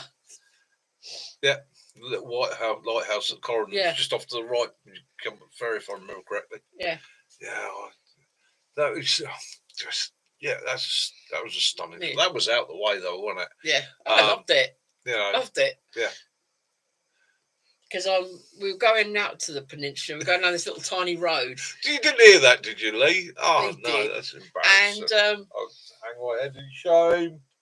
I'm so sorry, guys. I said to Mike, there's something in the trees. I'm sure somebody's watching us up there. So I took a picture with my camera, and later on, when I got back to where we were staying, I zoomed in as far as I could, and it was a stag, red stag. It was just, I couldn't see it, but I just knew there was something there watching.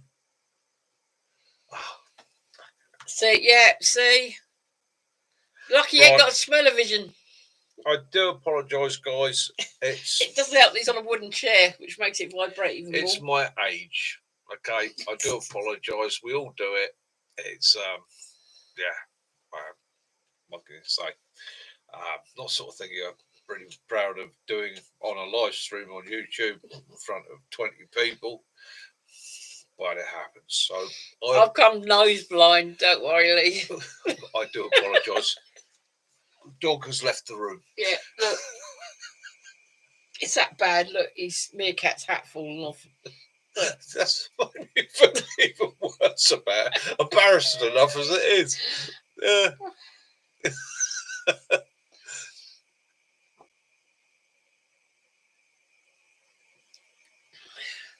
Oh, but that's a stunning ride. Yeah, I'm quite jealous of that.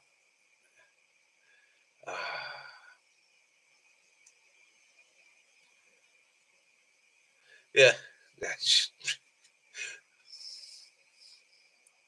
Yeah, you'd be blowing up like a balloon. Thank you, guys. I appreciate the support for my body functions. And again, ain't that the way? We all do it. Oh, yeah. Because when the last time we went up there, they were building a Tarmac, and they were building a whiskey distillery. Yes. Yeah. Yeah, it was a new whiskey. Oh, hello, little fella. Hello, little one. Oh, he's come back to say hello. Yeah, he says, "Do I get anything?" Yeah. Yeah. Well, he went to the groomers early, and yes, he likes to go and see his ladies, Benny, don't you? I don't poop. Hi, Martin. How you doing? I know, Martin. It's yes, we have got to get together. Martin's one of my oldest friends. Knew me. He could probably tell you some tales. I would rather he didn't. But yeah, we were mates in our formative years. Used to hang around together a lot. Even to the point of thing is, Martin. Any time that you suddenly get a free hour or two, hit me up. Hit me up. I'm only up the motorway. I'll dive down. Yeah. Be nice to see you. Yeah. Remember that little H100 of yours? we owned Guildford at that time. Owned it. If you hold it in, it can come out your breath sticks in.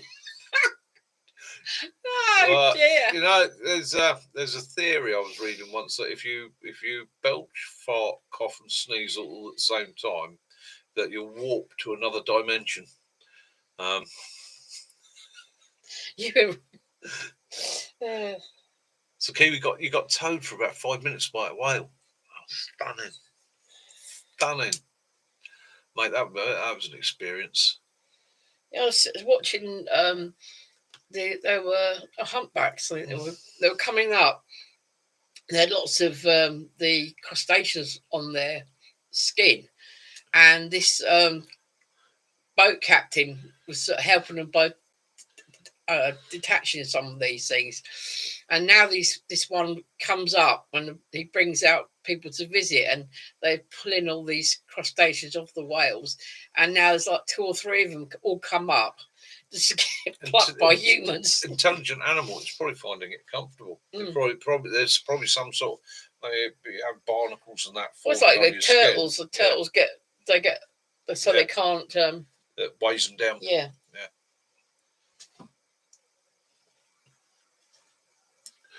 Kiwi, so that's where I go on a Friday. Yeah, we've really got excellent. Yeah, please. Next time he gets free time, Martin. Yeah, we'd love to meet you. Anytime, mate. It's we can change our calendar. We can move things about. Really? Sticks.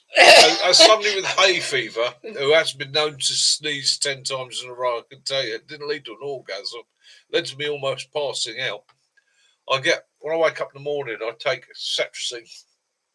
And if I forget to take it at this time of year when the pollen's out, he sneezes really loud as well. I get like a sneezing reaction. My hay fever doesn't affect my eyes, but I get an intense itch in the nose there, and it starts me off sneezing, and that can get to a point where you literally one sneeze after the other, after the other, after the other, after the other, after the other. Pick me up, Dad. Oh, come on then, Fuzzball. Come on, come on, show everyone your lovely colour fur now. Yeah. So. Wow. Yeah, I do. Well, I say it's hay fever. It's not. I'm actually allergic to the dog. I'm allergic to dog fur. Have been for years. But I manage it because I'd rather have the allergy and the dog than no dogs at all. Because as you can see, I do like my little companions. Now, this is obviously Kaz's dog. It's not my dog. I don't have a dog. I'm still not really over losing Boo. It was a long time ago now, and Ty quite recently. But this is a great little character. And yeah, anybody that knows me knows my love of dogs. So I will, if I'm out walking, I will stop and say hello to every dog that wants to say hello to me. Quite often, the upset of the owners. I've had people say to me, "Oh, rather you didn't say hello to the dog. No, your dog come and said hello to me. I'm just being polite to your dog. You, I don't really give a shit about. But if your dog's polite to me and wants to say hello, he'll get a hello from me." Oh, you're really tired tonight, aren't you? Because that's so I like animals. Always have done, always will do. You know, when I was a boy, I was always taught. He's starting to look like a raccoon. Yeah. I was a boy. I was taught don't pass a field full of cows without shouting "Hello, ladies." Yeah. Which drives people up the wall because quite often I will slow the vehicle down, open the window. Hello, ladies. It's just one of those daft things, and that comes from growing up around dairy cattle. So, you enter a field with the cattle, don't surprise them, let them know you're there. They'll usually come over and have a nose or come over and have a look at you. And on the odd occasion, they will tear across the field to have a look at you. In actual fact, when me and Mac were out this week filming, and it's one of the things that annoyed me because we lost some brilliant footage where we were on the Iron Age hill fort. They got Highland cattle, wild grazing. You're walking amongst these. Well, Matt grew up on a farm. I've been around farming all my life, or all through my childhood, and you can see people giving these things a wide berth. We were straight up to them, you know, hello, you beautiful. And there's Mac, actually, because he's Scottish himself, he's able to speak Highland cow, which quite amazed me. So he actually demonstrated it. I shouted, the cows ignored me. Mac does his Highland cow call, and they all went, hey?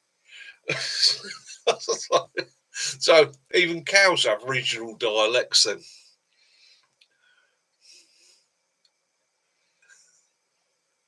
Squirrel whispering. Yeah, squirrels. Yeah, squirrels. I thought, I tell you what, if I lived in a country where there was rabies, I would have thought that bugger had rabies. Yeah, no fear of me. It had your number. Yeah, dogs. You're a cow whisperer, Mac. Yeah, Mac is a cow whisperer. Yeah, and again, I think what it is with a lot of animals, they sense you. They sense the sort of person you are. They sense whether you're a threat. And if you're calm and you're relaxed, they'll be calm and relaxed for you. I mean, don't get me wrong, there's a Highland cow with big old set of horns. In fact, Mac might have to get up there again with the GoPro this time and film it. But they're beautiful horns on them. And one swipe of those horns, you're in serious world of hurt. You know, yeah, youngest son used to work on an estate that had Highland cows. He used to ride the bull, didn't he? And they had to move them from the field one day, and they got the builders that doing some work on the house. And he said, whatever you do not take your eyes off them. And and one of the blokes did. He took his eyes off the Highland cow, and she was a matriarch one. She just swung her head like that and knocked him clean out. Yeah, they're respect the animal. They respect you. Be sensible about them. Give them a little bit of room. Don't try and crowd them. Don't try and touch them. You tried, Benny. You tried. Mac was within a couple of meters of the Highland cow, and it was just quite happy. But even Mac's, like, as he's approaching, you can see that he's got the understanding of watch the animal, watch its movements. And as soon as the animals are like that, you stop. They do make good. So I'm not going to push you. Yeah, he's got one somewhere around here. Yeah, up there next to the 315. Yeah, that's it. So sign. Yeah, so it's this again. There's nothing to be afraid of as long as you keep your eyes on them. Don't turn your back on them, and don't run. Just be respectful. Goats can be iffy, can't they? Yeah. Goats. I've actually got more. The animal that freaks, it doesn't freak me out. The animal I've probably got most concern around is actually pigs. Pigs can be because arses. Yeah.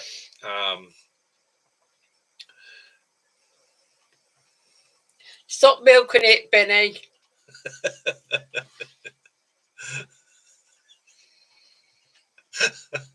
I've actually seen my father drag through a bramble hedge by a lane sheep. Yeah. He grabbed the back leg, and with the other two front leg, it just straight through. Sheep can be. A lot of people don't realise how powerful they're. Actual fact, when I was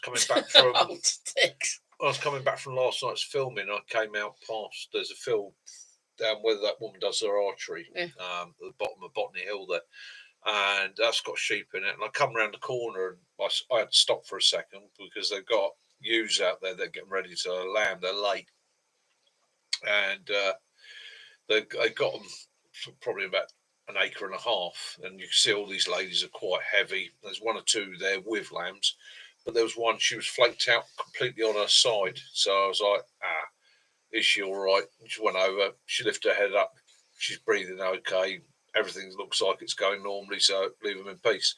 But there's another tip for you. If you're not a country lad, if you're ever out and about, if you ever find or see a sheep on its back, its feet tip it up, go and pick it up. No farmer. You don't want to get on with a farmer. You want a sheep farmer to go, thank you very much, right? If you see a sheep laying on its back, walk out there, get it up on its feet, right? And what you want to do is get it up on its feet and hold it for a minute or so, right? A sheep on its back will die, right? They get onto their backs by accident, invariably, and there they will die. It's literally they can't get righted, they can't breathe properly, they die. So yes, BJ, I have seen the Texas Longhorn. They are fantastic animals. And if you ever inadvertently find yourself in a field full of sheep, and the farmer turns up and goes, "Oi, the fuck are you doing?" and you want an excuse to get out of it, say, I thought one of your sheep was on its back. Come over to right it, put it on its feet. Farmer won't bollock you any further. You'll be like, cheers, mate. Benny says that your chair moved on its own. It moved. Oh, yeah, I get you. Yeah. Benny, don't make me come up there, mate.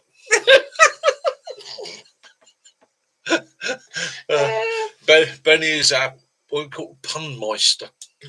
So, Mac, is it coffee and cake this Friday? The same. Stuff not waiting for the invite, is it? No. We'll bring the cake this time. Yeah. Yeah. Yeah, we'll bring the cake. Yeah. Yeah, they do it quite often. It's quite surprising how regular it happened. It's just one of those unfortunate things. Oh, Benny! Oh, Benny.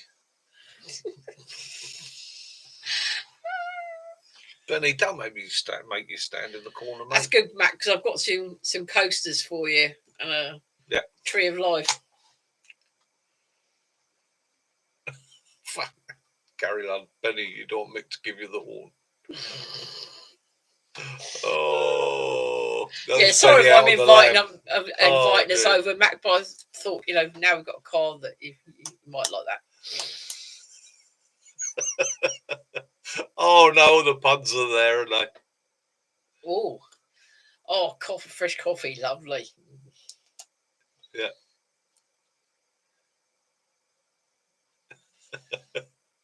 Yeah, it's just for those of you that might have, I think most of you will be aware of sheep and land on their backs.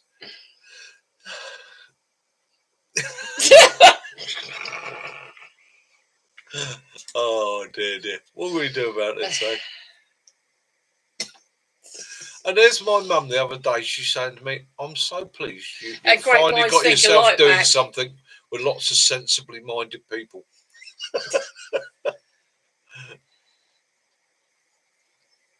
Yeah. Well, actually, yesterday we had some leftover. We had quite a few apples, so I made a cake mix and put thin sliced apple and cinnamon in it, and I baked it. So we got an apple cake. Apple cake with custard. That's what the treat is tonight. And for any of you that might be interested, so my wind down after this, and you might want to pop over and have a look, and have a listen. It's quite enjoyable. So what I do after the live streams now, we've got a little bit of a tradition ourselves. First thing is Willow goes outside, does his business, has a little scoot around for 5 minutes. Whilst doing that, Kaz will sort out the cake, tea, whatever we're doing. If we're having a slice of toast, cup of soup, whatever. Tonight, like I say, it's going to be custard and cake. So it'll be a nice little wind down. I'll get a mug of tea. I'll finish the cider, so a mug of tea. Then we sit down together and we'll have 5 minutes having a laugh, chatting about it, and sort of going, that was good. We thoroughly enjoyed that. I could see so-and-so and such and that. We'll sit there, we'll like Benny's good news and all the rest of it. So we'll have a wind down with that. And then we put on Mr. Ballon Studios. Okay. Mr. Ballon, I don't know if any of you have come across him. He just tells stories of the dark, mysterious, and strange. I think he's ex-Special Forces, American lad. He's a really good storyteller. I like your posh character, Benny. Yeah, we like your posh character, Benny. That's it, Benny. Oh, black bean chicken, very nice. And that's our wind down. And then after that, we're usually pretty much thinking about. Lee, do you want Mike to speak to your cat who's pissing you off? Because you know what he's like with cats. But Benny's cat's pissing him off. No, it's Lee's one this time. Oh, Lee. Yeah, Benny said his has gone out. You know why? I'd say Benny cat. Yeah, we've got a bit of a problem with. We think one of our neighbours has moved away and left the cat behind. Yeah, because it's gone from wandering through the garden to raiding. and I think it's hungry. So it's actually ripping the food waste bins open. It's done it in our garden, and it's done up the way as well.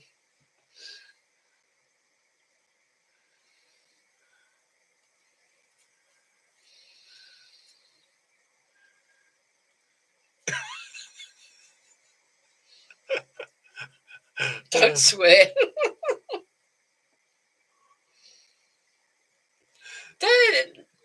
Yeah, I think I'm going to have to. I'm going to ask around to see if it is actually. I'm going to ask around. I'm going to start putting a bit of food on the roof of the shed for him, because what I don't want him doing. I might not be a cat person, right? And I'm not a cat person. I am 100% dog person. I don't want to see the animal suffering, right? So I know what it keeps doing. It keeps overnighting in my shed. So I don't mind that. It gets him out the wind, gets him out the rain. I wouldn't begrudge that to anything. Yeah. He started trying to raid the food bin, so I think he's hungry. So what I'm going to have to do is start putting some. I've got some food I can put out for him. I'll put something out for him and try and sort him out. Kaz will do a research, and if I become quite positive that there is, they've moved away and left the cat, then obviously what I'll do is see if I can get him rehomed. He's a big old ginger monkey. Ginger cat. Big old ginger with cat. A blue collar. Any of you want a ginger and white cat? Or a Davy Crockett hat in ginger? No, I wouldn't. I wouldn't harm it. Now the stakes are high. Oh. Yeah, how do you stop Benny from swearing? Simple. Get Mummy Brooke to go to his camp. Yeah. Yeah, so many posh sayings you can say instead of swearing. Yeah. I used to have great fun with that, because I used to be really, really, really bad for it, didn't I? I used to. The F word and the C word were two that I used to use to being around squaddies, that is. But I know when he's really, really, really angry because he calls someone a dick. The most innocuous word you can ever use. Caroline knows when I'm about dick. Yeah, it's once I use the dick word, it usually means the fist is following it. It's that is the gateway word. And it makes Caroline laugh. Again, you'll be out there driving, somebody will do something stupid in front of me, and I'm just like, you absolute dick. And she's like, well, everybody else would be effing and blinded, and you dropped a dick.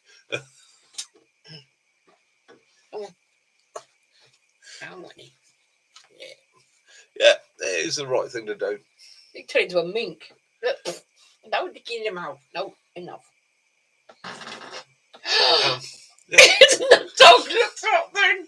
You can't hide that one. Oh, no, yeah. Yeah, so I try and watch my language. But again, being around young squaddies, I used to swear a lot. Enough. So I try and avoid it if I can now. But hey, it's Anglo-Saxon, isn't it? At the end of the day, once upon a time, a lot of the words that we consider swearing now were everyday language. And I think quite often it's not what you say; it's the context you say it in. Enough. Social dynamics and all that. Sorry, Timmy. Yeah.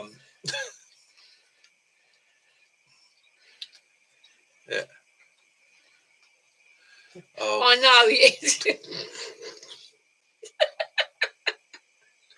I do apologise. The dog needs therapy. It's a windy night. It's a small room.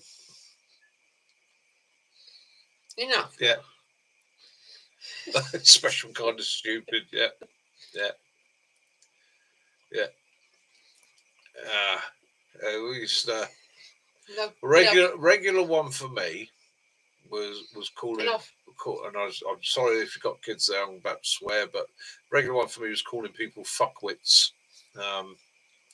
It I used to scale it, so it would start with, it would be a minor error, a minor mistake. It'd be a bit of a dimwit today, and then it would escalate to fuckwit once they'd done it the third time repeatedly. So I like cockwomble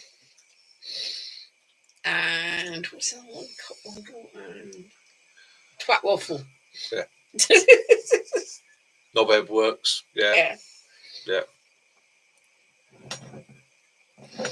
Yeah. Twat waffle. Yeah, it's yeah. Just try and find something innocuous, don't you? Yeah, it's considering he stopped smoking, Lee said.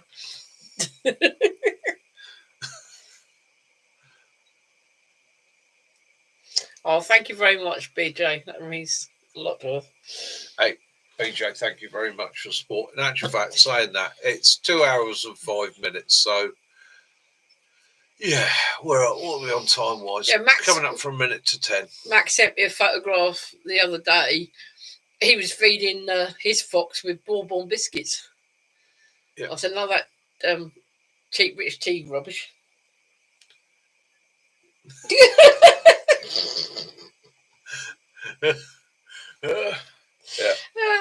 Yeah, I've been known to call people Richard the Thirds. Yeah.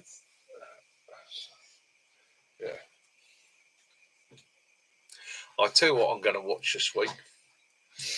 I'm going to watch Hotel Paradiso again. I'm in the mood for that. I really am in the mood for that. Tell her I'm in a good mood. Yeah. Aid Edmondson, Rick Mail. Yeah. Yeah, we'll come over earlier this time, Max, so we don't get caught up with the school run. Jesus Christ. Yeah, they'll come up about sort of one-ish, 2. Mac lives in a little tiny private road. It is a little tiny private road. It's got a big school just on the back of it. Do you know what? People's children can't walk more than 50 fucking feet from the school gate. Really? And these knobs are parking, not just, I mean, all right, it's a private road. They want to pick their kid up. I get it. I'm not being the Saint. Is that with Ian Ogilvy?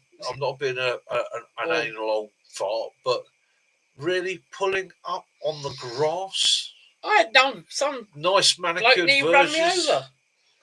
Oh, just people, they switch their heads off, don't they? Oh, God, Dog Soldiers. Dog Soldiers, mate. Awesome film. One of my favourites. I hope I give you the shit. I used to love playing that to the recruits before they went out to do a night X. Yeah. These little recruits just out of town. First night X ever out on Longmoor training area. Again, I'd start the evening off. They'd all be in the troop shelter.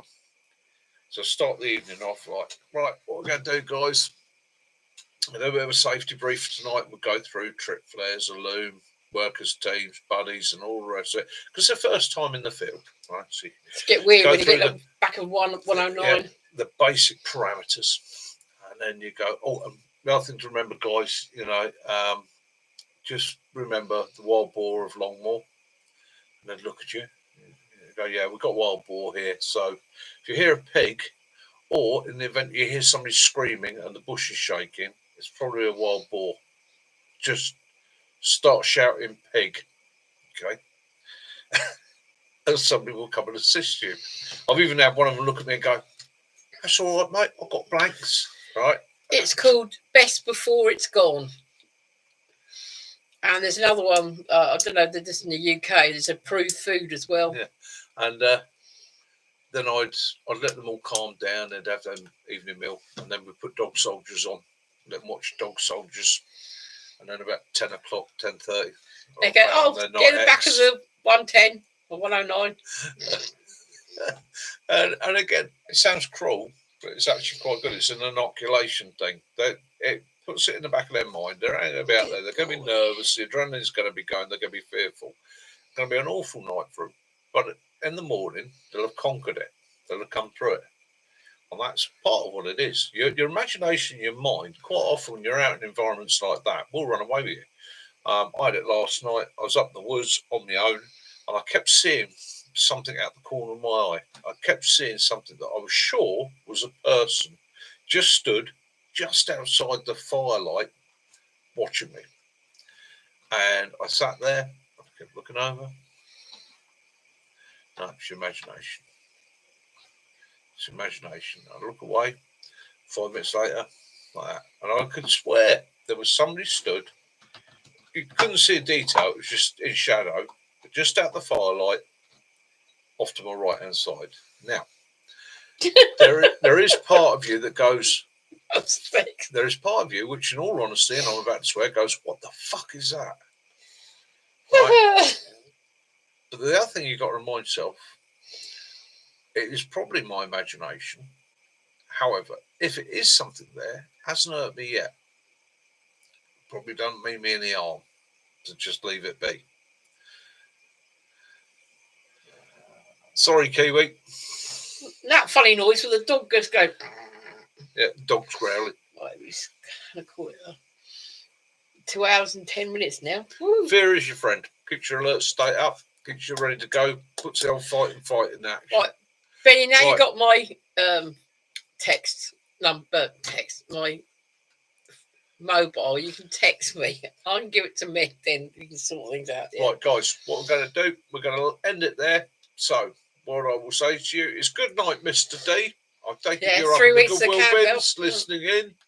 Take it easy, brother. Have a great week. Mac, I will give you a ring later on or tomorrow. Gary, take it easy. Stay good. John Kennedy, have a great week, my friend. Timmy, you have a great week too. Lee Michael, you have a great week. Kiwi, you have a great week. Gary, you have an awesome night, mate. Have a great one. All. BJ, have a good night. All my love to you and your family, my friend. Have an awesome week. Well done again, Benny, to your little girl. Lee Michael, yeah, awesome. Kiwi, yeah. Sorry, mate, I didn't mean to pass on the trumps. Kitten Killer, night all, my friend. Take it easy.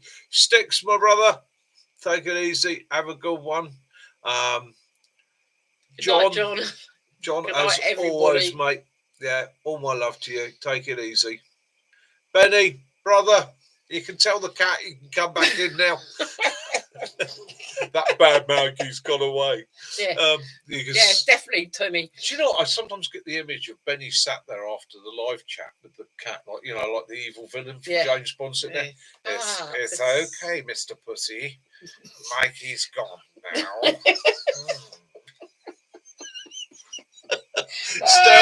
Stealth.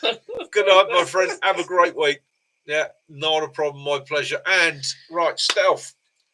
Me and Mac are going to be in the next month or two. We're going to be coming down just for a day. We're going to come down visit Lee at the Bug Out. Might see if we can meet up with you or something there. Have a bit of a chat, have a laugh, get together and have a coffee together. So see if we sort something out that way. Blowfinger. It's a type for you when you can do that in your next feed. No, with your feather sticks, you know, a blowfinger. Yeah, Benny, congratulations. Much love, brother. Much love. Baby, and I don't know what he's going to call it. Benita? Yeah, what's it? Name's Benny. Benita? Yeah. Fart finger. Sort of James Bond films. That's not a nice thing to call a kid. Fart finger.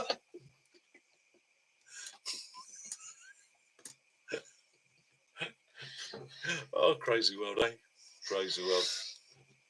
Yeah. Yeah. Right, just going to finish this little bit of cider off in here, and then we're on. I love to you all. You too as well, Martin. And BJ, if I get over to the States, mate, we'll work it all out. It's going to be, like I say, it'll be next year now, unless I win the lottery. In which case, yeah, it'll be next week. Luna, oh, I like that. Yeah, nice. Martin, take it easy, mate. All my love to you, mate, and all my love to your family as well. Say hi to them for me. Luna. That's nice. I like that. Yeah, that mate. Benny, that's awesome. Awesome. Luna. So, the moon will be her guiding light, eh? Yeah. Names are important. Names give guidance. and yeah, they help to direct. Yeah, and Kat as well for engagement. We've got engagement and a gender reveal. Yeah, congratulations, Kat. Yeah.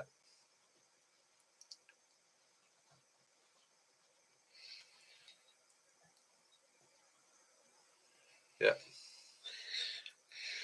Thank you. Yeah. Get some more this week. Cheers, Kiwi. All right, we'll get some more this week. And I will text you. Right, guys, that's me. Right, we're going to wind up now.